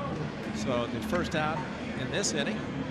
But no, I think it's great. You know, forget about the pitch count. How do you feel? Are you making pitches? And Bob Melvin talking to his pitching coach Kurt Young. And I think from those guys' standpoint, they'd love to see Sonny at least feel good when he does leave the game. Sonny Gray off the mound, fires to first. Nice play, 2 outs. Well, plus you'd like to give him a chance to get a win. Yeah. Get through this inning. Maybe the A's score a couple runs. Well, he's very quick off the mound, covering first base, or in this case, fielding a bunt, cut, plant, throw, easy out. So 5 in a row retired by Gray, and here's Danny Santana.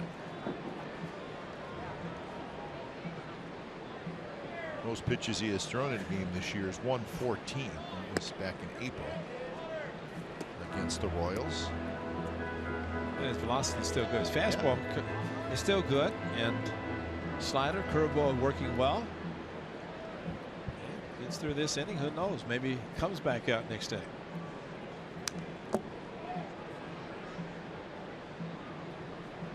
So 0-2 the count to Santana, the shortstop. Tigers now leading the Indians 12-2 in the 8th inning.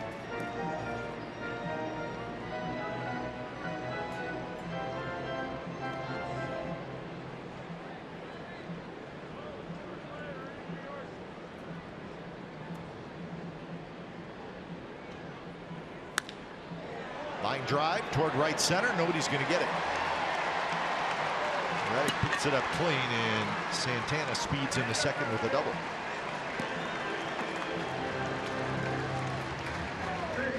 Hit number 6 for the Twins, and another runner in scoring position. Well, it's 2 strike, and to be able to hit this curveball, he did not get it down and stayed up just enough. He wanted really a chase curveball, maybe in the ground, in the dirt, and he left it up just enough for Santana to hit it in the gap, and with his speed, easily into second. So the Twins with 3 doubles today. They have 8 doubles in this series.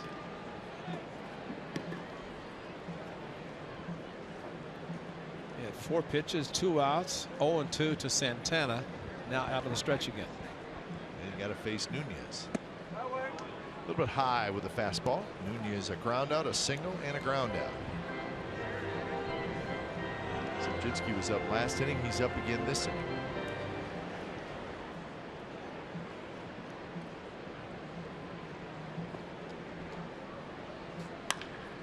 Bounce to third. Landorf for the big hop.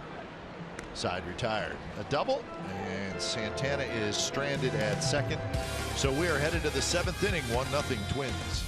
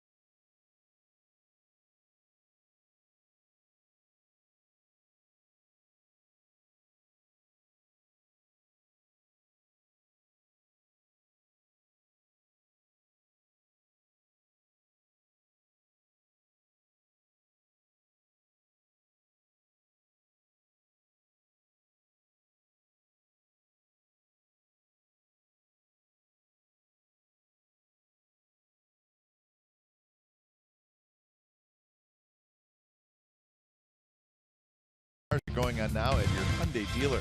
Visit buyhyundai.com today. That is right outside the ballpark. A little rapid transit for you.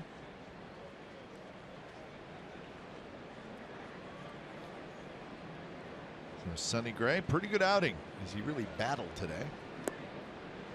And the A's got a battle offensively. They've had just one hit in this game. It was a 2-out double in the 5th by Butler. No walks, 5 strikeouts for Irvin Santana, 74 pitches. So he has been terrific so far.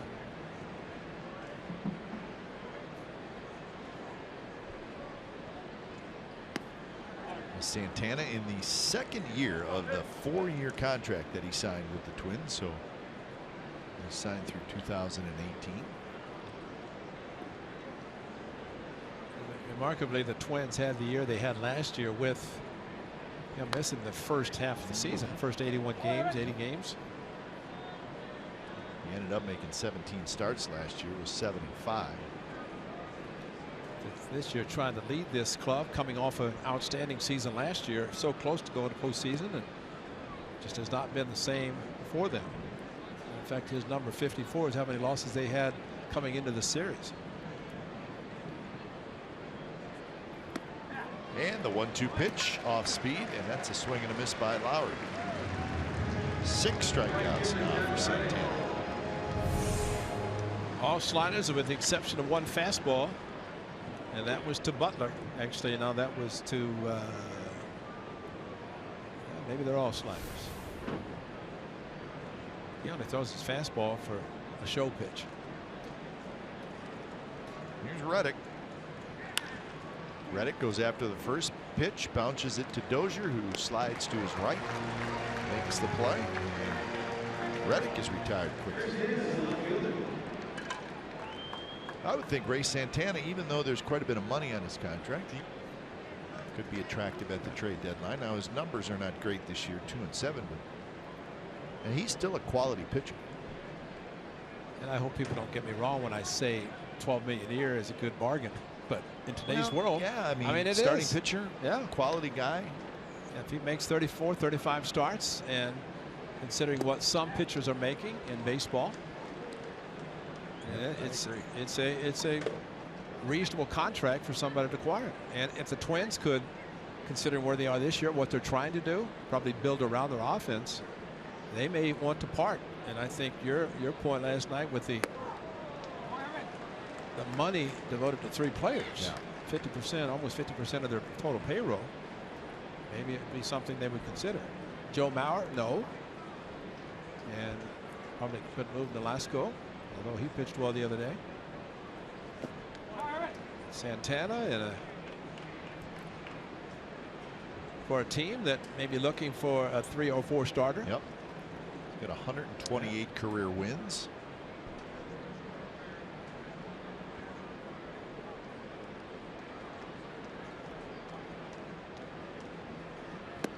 And a 1-2 pitch. Davis swings and misses. Davis slams his bat down, flips his helmet, and it has been a frustrating afternoon for the A's offense. 1-0 Twins.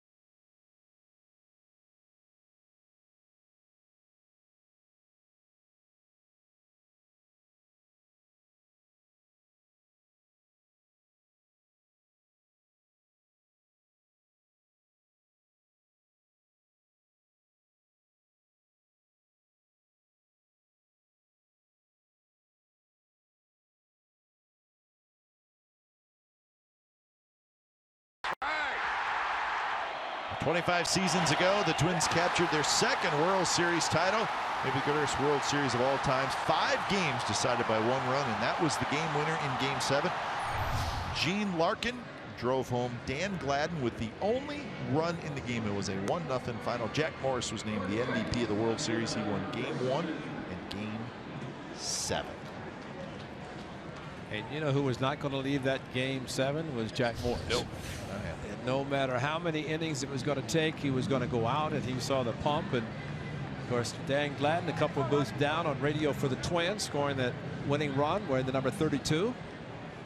Man from Glad. And Mark Szybczynski is coming in kind of like everyday Eddie Guardado down on the Twins bullpen, the former reliever closer for the Twins. Szybczynski getting a chance to pitch a lot. So when it's time for change, think Speedy Oil Change and Auto Service, your oil change, tune-up, and smog experts. Szybczynski to face Grossman, Mauer, and Dozier here in the bottom of the 7th. So Sonny Gray, 6 hits, 1 run, 4 walks, and 5 strikeouts.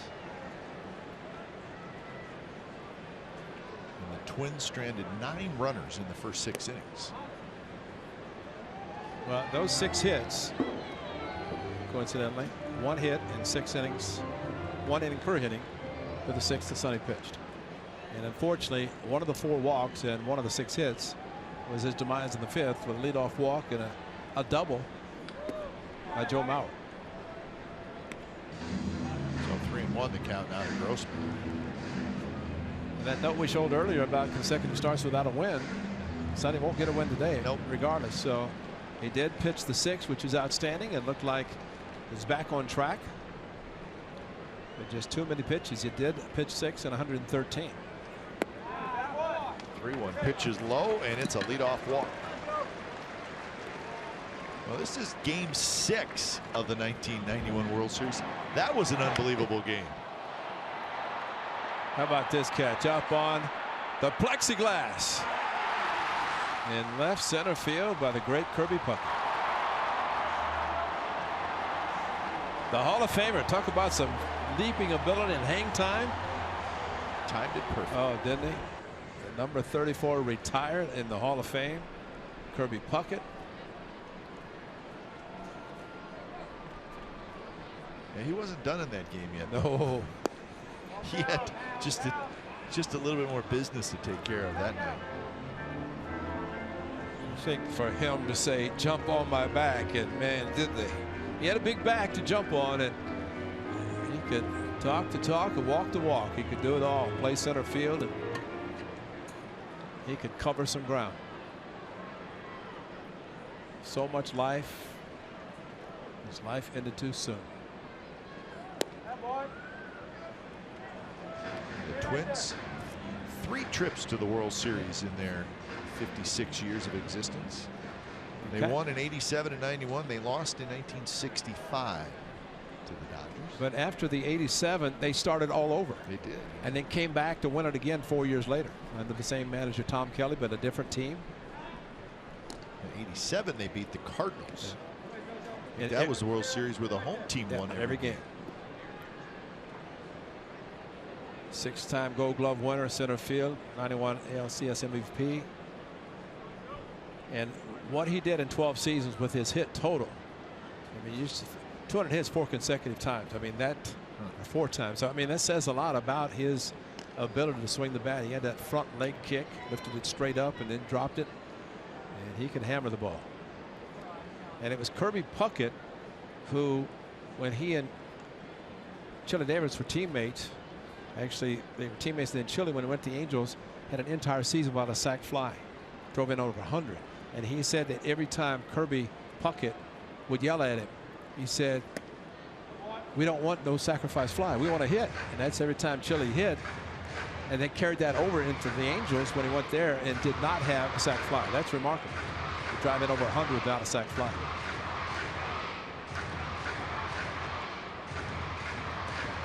Kirby Puckett and Ron Washington, as we mentioned before, were roommates. The first time that Kirby joined the Twins, They were in Anaheim. He got off the plane. They took him to Los Angeles. He took all his money to get his cab to go back to Anaheim. Went 5 for 5 his first game. Tom Kelly said, well, I said, I had a single room. TK said, no, I need him to room with you because you need to teach him about Major League Baseball.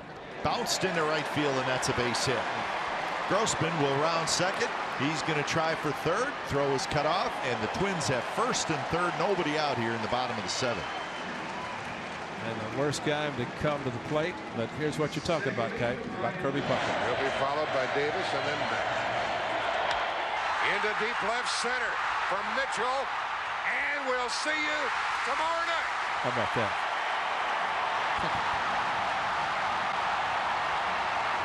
There's Chili right there at 44.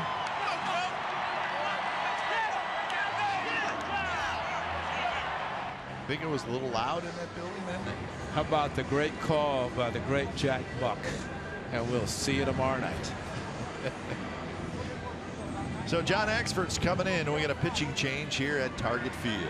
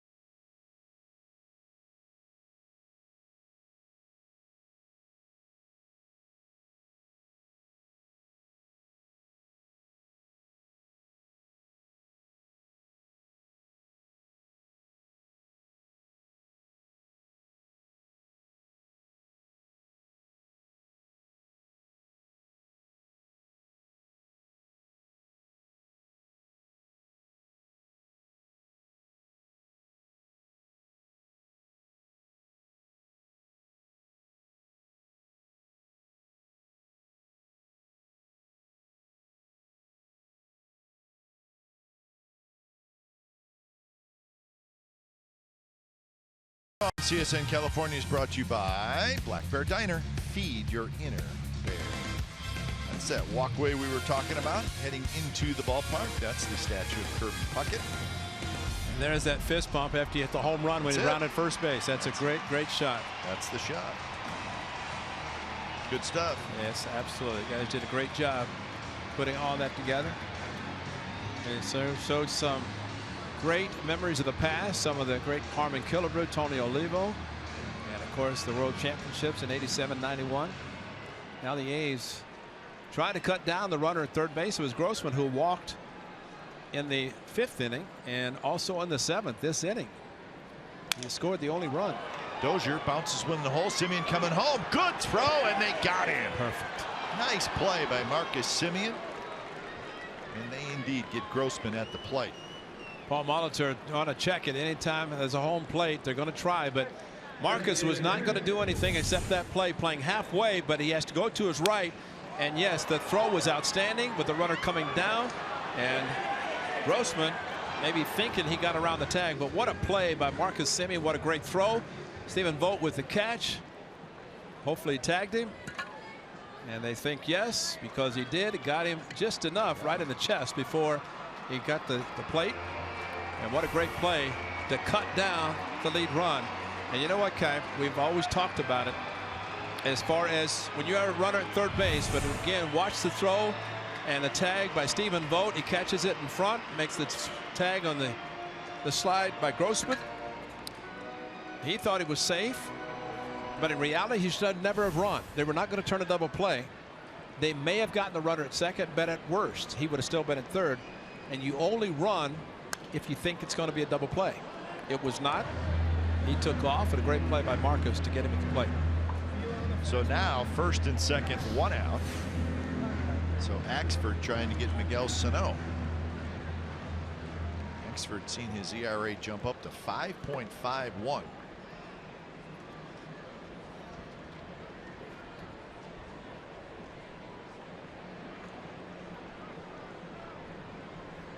Sano has struck out, walked, and hit a fly ball to right field. Mauer at second, Dozier at first. Shift is on for Sano.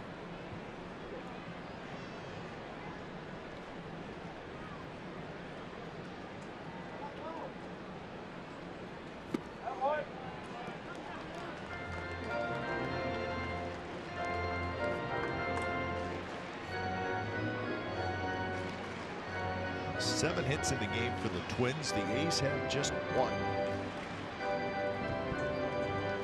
It's been a little bit too much Irvin Santana so far. Still only 1-0.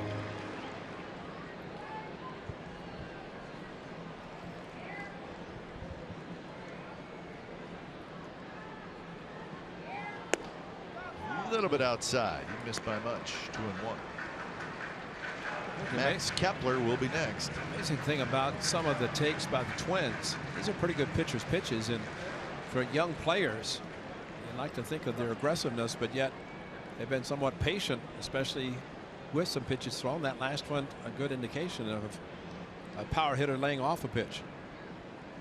He does again. And now Sano in a hitter's count at 3-1. Twins are 10th in the league in total runs scored.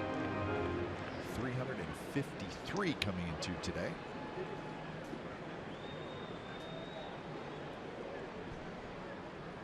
The 3-1 pitch is just looped into right field for a hit.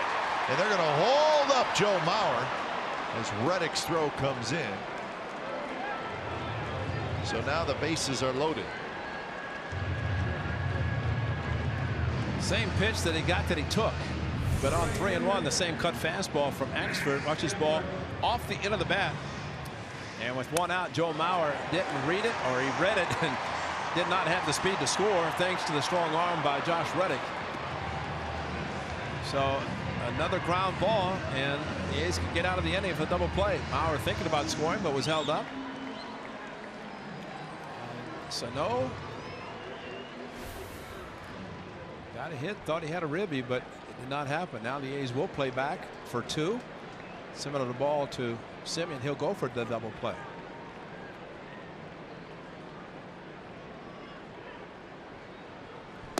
Kepler checked his swing, and he went around. CB Buckner says, yes, you did. Well, this is what CB saw, and CB thought he went through too far, across the plate with the swing.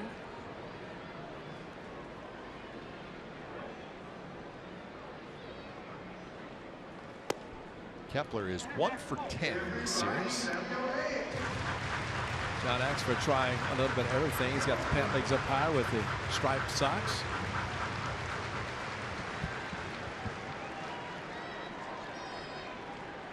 Whatever it takes.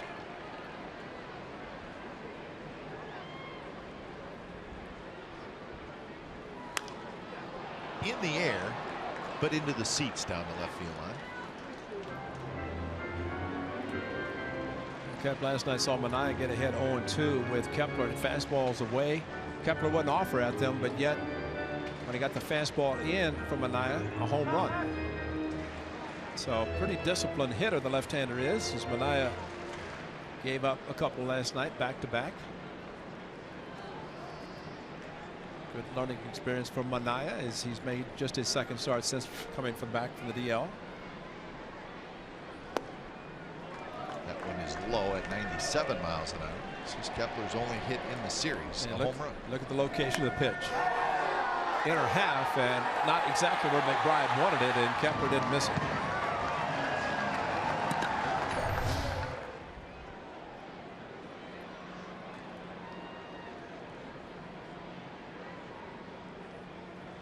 Two pitch is not close, and now full count.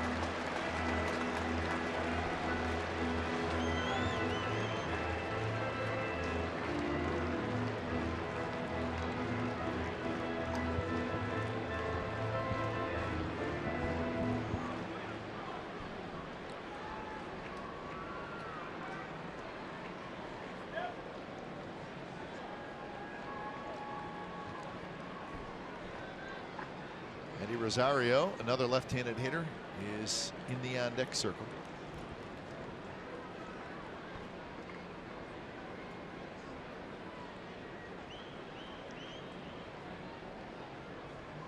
Three-two pitch. Fastball foul back. Too close to take. Yeah. Although it may have been a little up.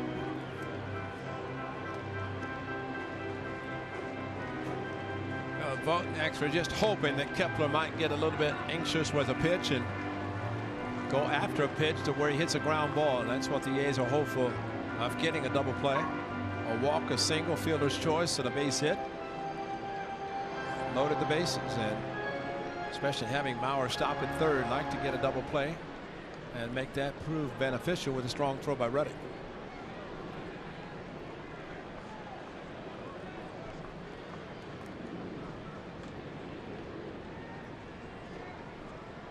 So another 3-2 to Kepler. And it's low and walked in a run. So Mauer will trot in to score, and it's 2-0 Twins.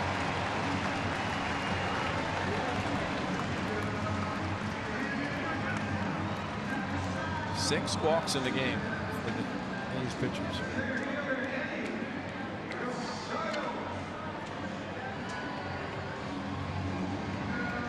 So Kepler gets his 26th RBI. Certainly cut fastball, but it wasn't close enough for him to chase it. Quickly, somebody's starting to get loose in the A's bullpen.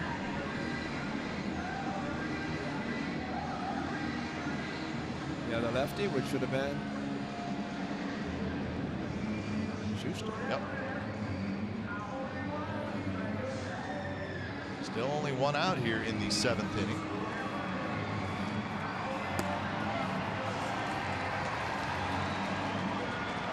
So Dozier now at third, Sano at second, Kepler at first.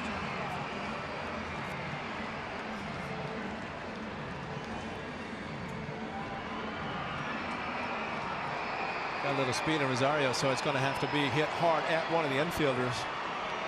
And the A's to turn the double play. It's something they're looking for now.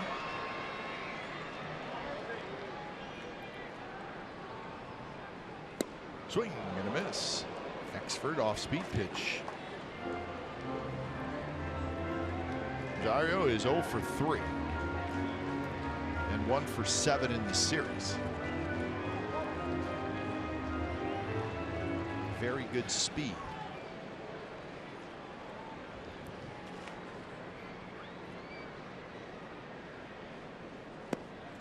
Takes that one at 95, but low.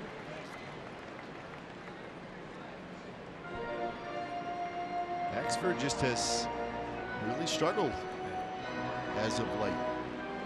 And he is in a tough spot right here. It's been a big surprise. It's just kind of the release point, because his fastball, curveball, cutter, all pitches are still good. And that one's high, 2-1.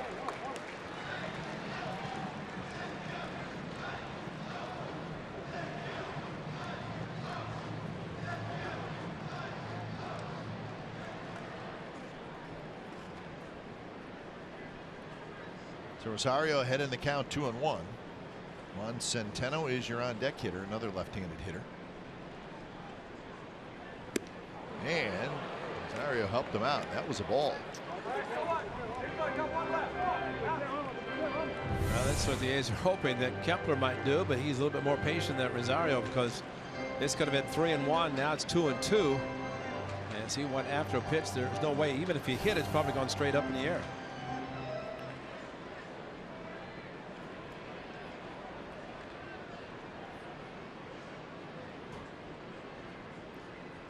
That one not close. Now it's 3-2.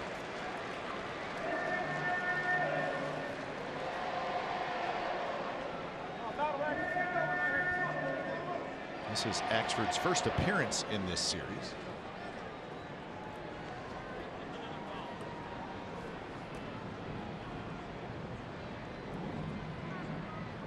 The 3-2 pitch is hit foul, left side. Sonny Gray went 6 today. Worked out of trouble. Gave up just 1 run.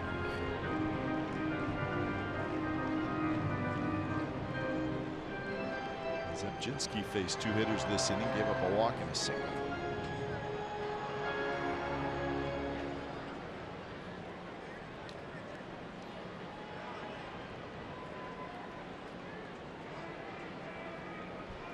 So another 3-2 coming up. And that one's hit to left field. Davis hustling over. Davis toward the corner. He's got it. Dozier will tag. Dozier will come in to score. And it's 3-0 Twins.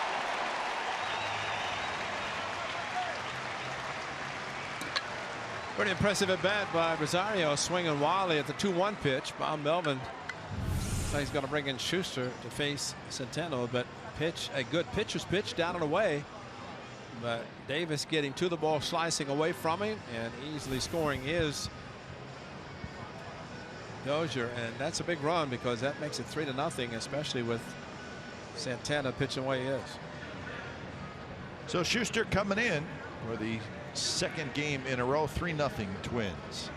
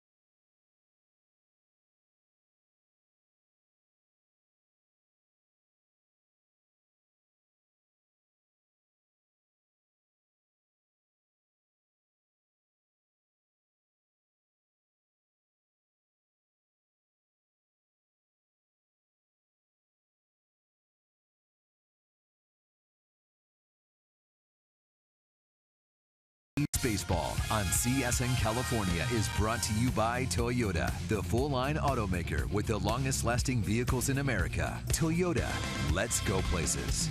And by Xfinity. X1 from Xfinity will change the way you experience TV. Well, Patrick Schuster comes in. He made his major league debut last night. And the first batter he faced, he struck out on 3 pitches. Well, that was the good news. Family was excited.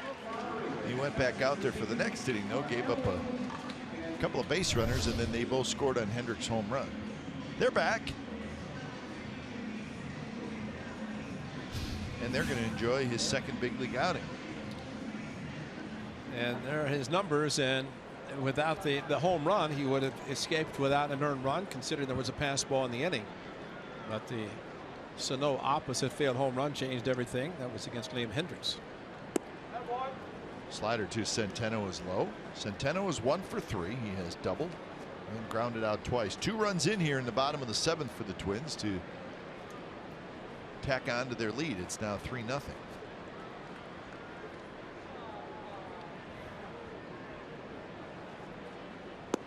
Good pitch there with a fastball. Bob Melvin was, of course, you know, he's always going to try to pick the best situation, and he said he wanted the best one, and that was with Kepler, lefty on lefty, for him to make his debut, and he struck him out on 3 pitches, as we showed. But the skipper said as he came in, he said, have fun, and he said he had that stoic look on his face like, this is serious.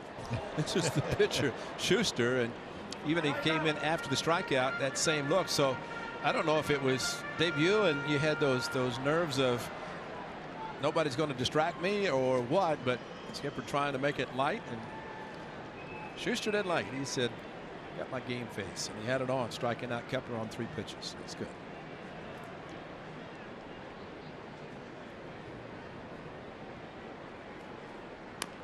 1-2 pitch is tapped right side of the mound.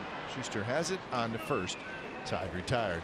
2 runs on a couple of hits. There was also a couple of walks. So 8th inning coming up. Twins 3, A's nothing.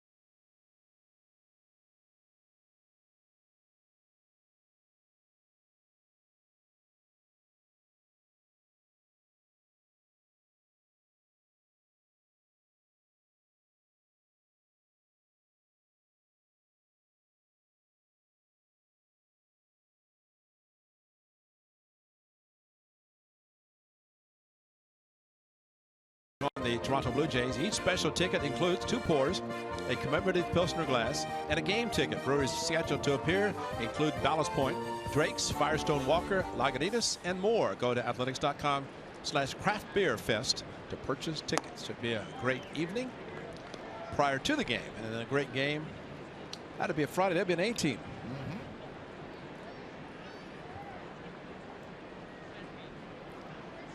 Right now, trying to get the A team against this pitcher who has been outstanding. Drops a little breaking ball in. 1-1 the count. Vogt, Butler, and Alonso top of the 8th. 3-0 Twins lead. Well, if Santana has any scouts watching today, they've been impressed, because the A's hitters have not done much, if anything, against him, and other than the one double, Billy Butler, he's pitched out of the windup. Decent ratio at 85 pitches, 54 strikes.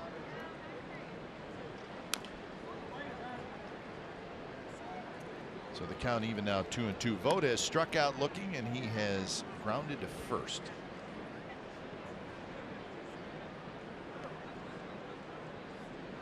Santana retired 14 in a row, and then Butler got the double, and then since then 7 in a row.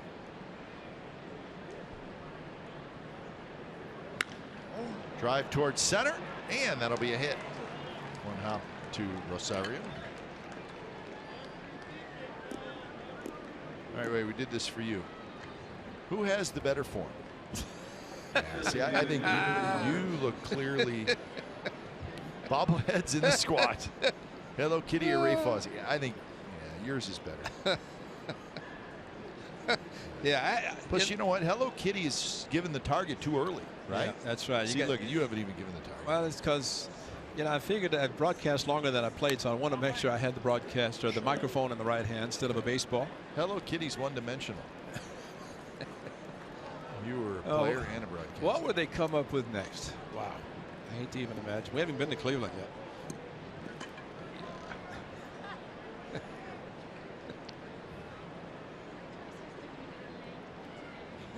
Be careful. Make a trip to your hometown and get some more photos. No, it could be 2, and it is. Nicely turned double play by the Twins. See Santana hustling over there, and ends up being a 3-6-1 double play. And just like that, 2 outs. Hey, Butler had the right idea. He's trying to shoot it to right field. That's where the hole is. That hit too slowly, and now, and you're right, pitcher PFP get over as quickly as possible, because you got to get a strong throw, and Santana was the target by getting to first base instead of the shortstop, who has a very strong arm, as we have seen in Santana. He was going to throw it. So now Alonso hits with 2 outs. First pitch in for a strike.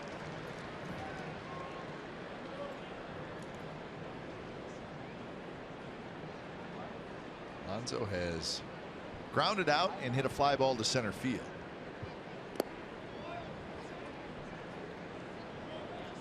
So now 91 pitches for Irvin Santana. Well, with that double play and just the Billy Butler 2-out double, Santana's just faced 1 over the minimum, and it has been quite a performance by him.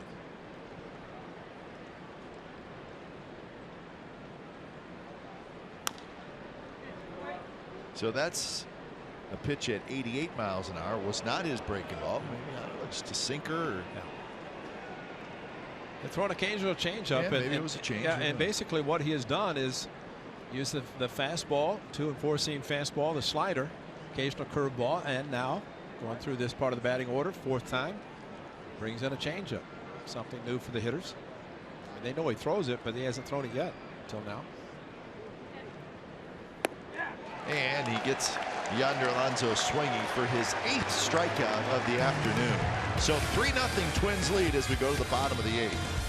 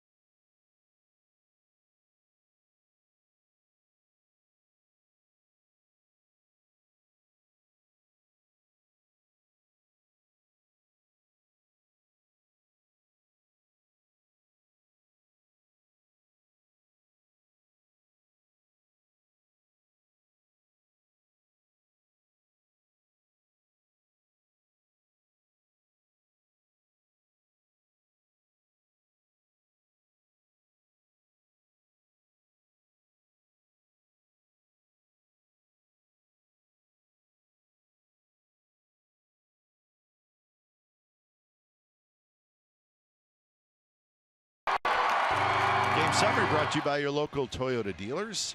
0-2-0 for the A's, 3-8-1 for the Twins. The story right now is Irvin Santana, 8 shutout innings, 93 pitches, so he's going to have a chance to finish it himself. So we'll see how that goes as the Twins come to bat here in the bottom of the 8th inning. Butler double, Vogt single. Those are the only 2 hits for the Athletics so far.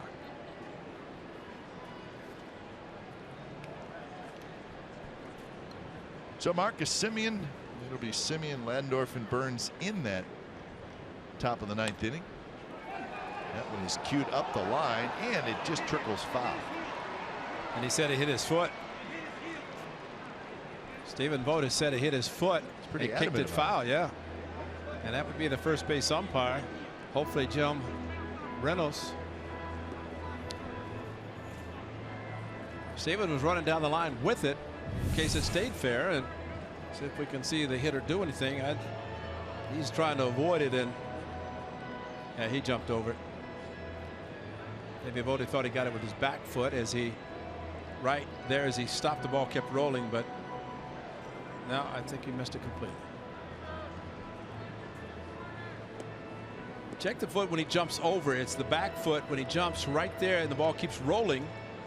And the illusion there is the ball hit his foot, but I don't think it did. Another angle showed that it missed it. It kicked a little dirt up on the ball. So it'll be a strike, 0-1 to Danny Santana. Nunez to follow, and then Grossman. Schuster got the final out in the 7th.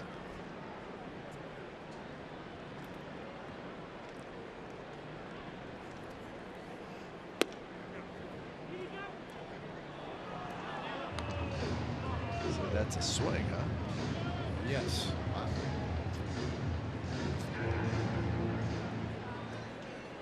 0-2 the count. Santana's got a single and a double.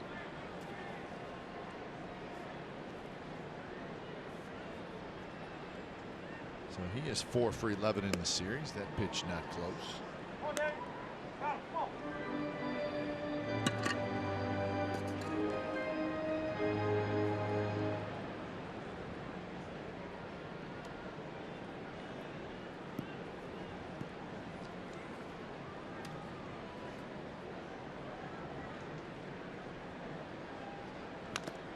Fouled at the plate. It trickles back to Nunez in the on-deck circle. Rangers and the Red Sox will play tonight at Fenway. That'll be the rubber game of that 3-game series. Perez and Wright pitching matchup. Right, an all-star, but a knuckleballer. He is, yeah, 9-5 with a 2.42 ERA. Too shabby. Let's see, you've got Perez, Waiters, and both. Neither one hope they have to catch you. That's true. Mr. Wright, why don't you take the evening off, just enjoy the festivities? But if he's pitching tonight, and Wednesday he won't pitch. He'll be available next Tuesday. Oh, he'll be available for multiple innings. So they're bringing Doug Mirabelli just for a token. Yeah. To catch the knuckleball. Or bringing his glove, right? Well, that's the big, true. The big catcher's glove. Well, Tom Candiani said he always carried the big catcher's mitt just so that the catcher would be able to use that, whoever it might have been. Jason Varitek never liked to catch knuckleballers. It's Tim Wakefield. Russell Martin has to deal R.A. Dickey in Toronto.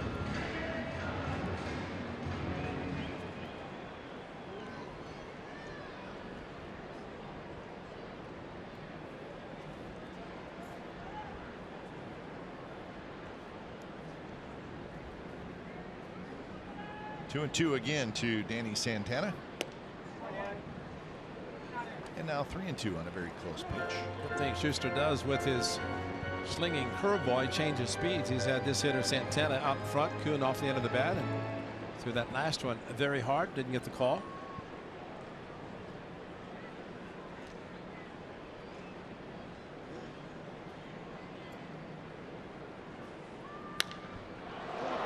In the air, hit well to right center. Burns going back, and Burns is going to watch it hit off the top of the wall, and Santana's going to round second. Santana's going to go to third, and he stops there as that ball rolled a long ways back toward the infield, and it's a leadoff triple.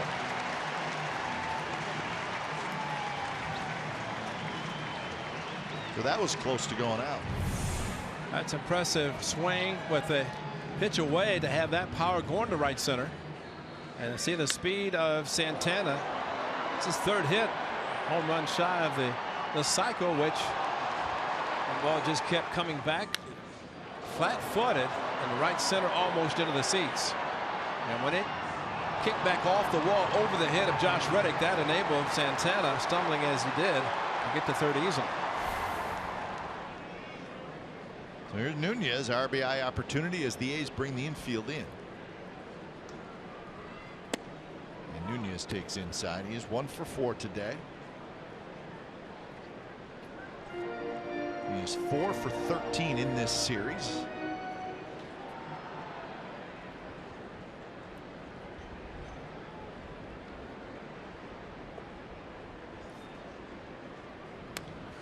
Big swing and foul it back. Now I looked at the Rangers schedule. That game tonight in Boston is the end of a 10-game road trip for them.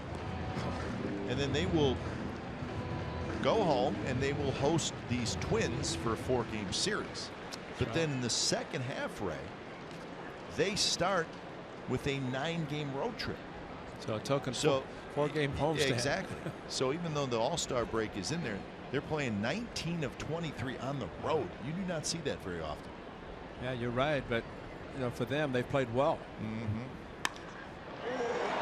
Burns hustling back again.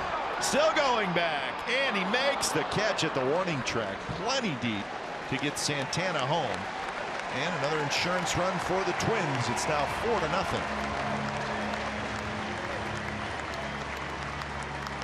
Well, the Twins don't think the ball carries well here, but boy, these last two hitters, Santana and now Nunez, he almost drove it out at the 403 mark.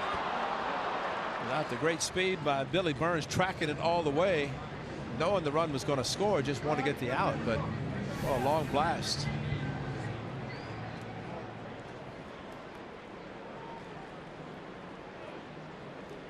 So base is empty now. A run in. Here's Grossman.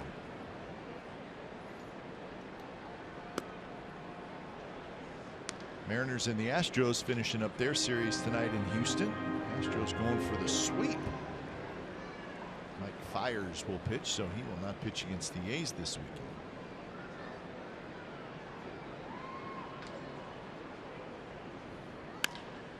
Base hit left field. So Grossman, who has walked twice and now he singles. So the pitching probables for this upcoming 4-game series down in Houston. Hill and Pfister tomorrow. Migden and McHugh on Friday. Graveman and McCullers on Saturday. Minaya and Keuchel on Sunday. So that is your pitching matchups. You'll see all 4 games right here in CSN California. Astros are playing extremely well. They have won 13 out of their last 16. 6 games over 500, 7.5 back in the West. So you're seeing a team that's really heating up. And without their all-star shortstop making the all-star team.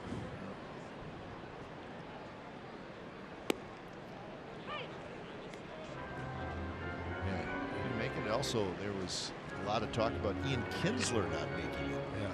Kinsler's having a really good year. There's always going to be a group that should go and are not going. It's not a lot you can really do about it.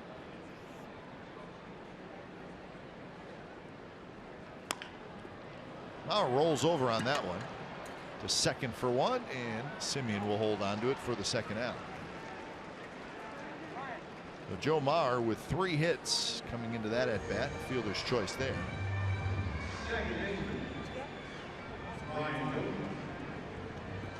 So 2 away here in the bottom of the 8th.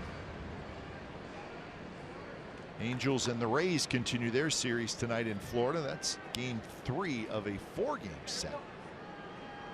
Weaver and Smiley. Angels, they're not going home either. They will go to Baltimore this weekend and finish the first half of the season on the East Coast. And look forward to that 6-hour flight going home to start the break Sunday night. Well, you know, getaway day for the Red Sox to think about a day game is impossible. And for the Rangers to have to play the night. And some look at a 4 o'clock start as the latest in the afternoon, the earliest in the evening, and really doesn't help a team that has to travel west or any place really.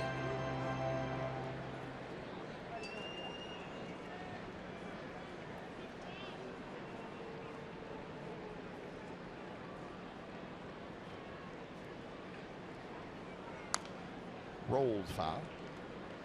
So 0-2 to Dozier. Tigers did beat the Indians 12-2 this afternoon.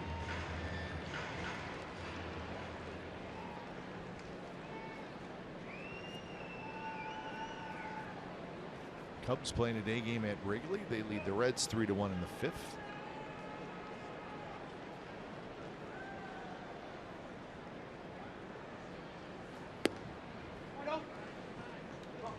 Cubs got to make sure they get all their all-stars to San Diego. They may need to charter a flight. They probably already have it planned. Where do they finish this weekend? No, not sure. Well, you know, San Diego's on the road. Yeah, San Diego's on the road. High fly ball to right. Reddick waits. He's got it, and another run for the Twins. So last shot for the A's. It's 4-0. Santana's heading out. He's looking for the shutout.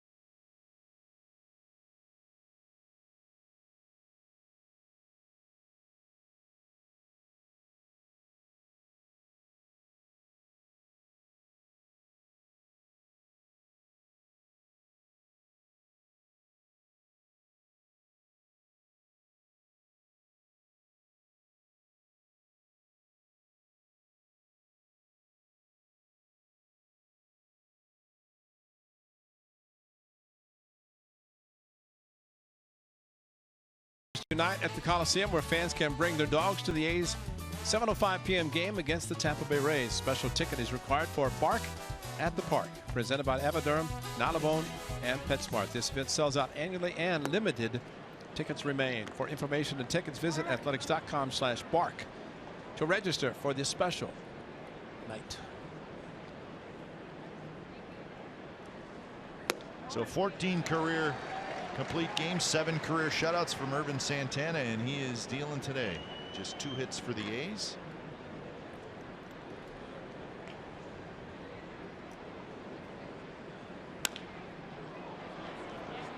Toward left center.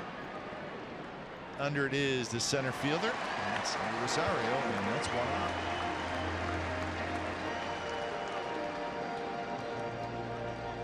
I think the ability to throw a breaking ball for a strike is what is going to stand out to me with Ervin Santana, and that's not anything new with him.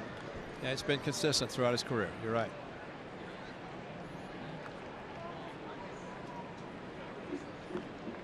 So with 1 out, Tyler Ladendorf steps up. The A's have been shut out 3 times this year. First pitch swinging is popped up on the infield near second base. 2 outs. And there's your 1 over the minimum right here, and Billy Burns coming up. This will be the 28th batter he's faced today. And that is impressive.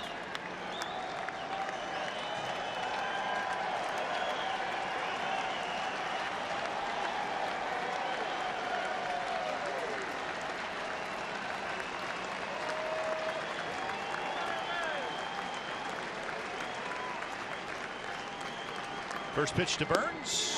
Strike on the inside corner.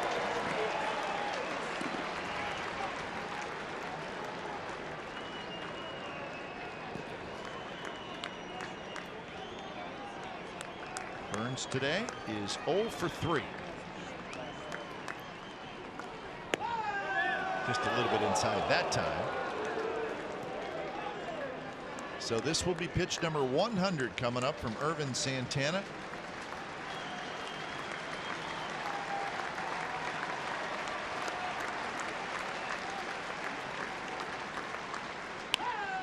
On the ground is short. Santana throws on the run. It's dug out by Joe Mauer, and that is the ball game. So a terrific performance this afternoon by Ervin Santana. He gets his 8th career shutout.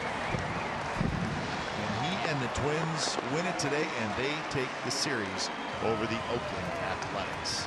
Time of game 2 hours and 45 minutes in front of 27,657 here at Target Field. Final score: the Minnesota Twins 4 and the Oakland Athletics 0. You've been watching A's baseball on CSN California. It's all part of the NBC Sports Group. Don't go away. A's postgame live with Brody Brazil and Carney Lansford starts right now.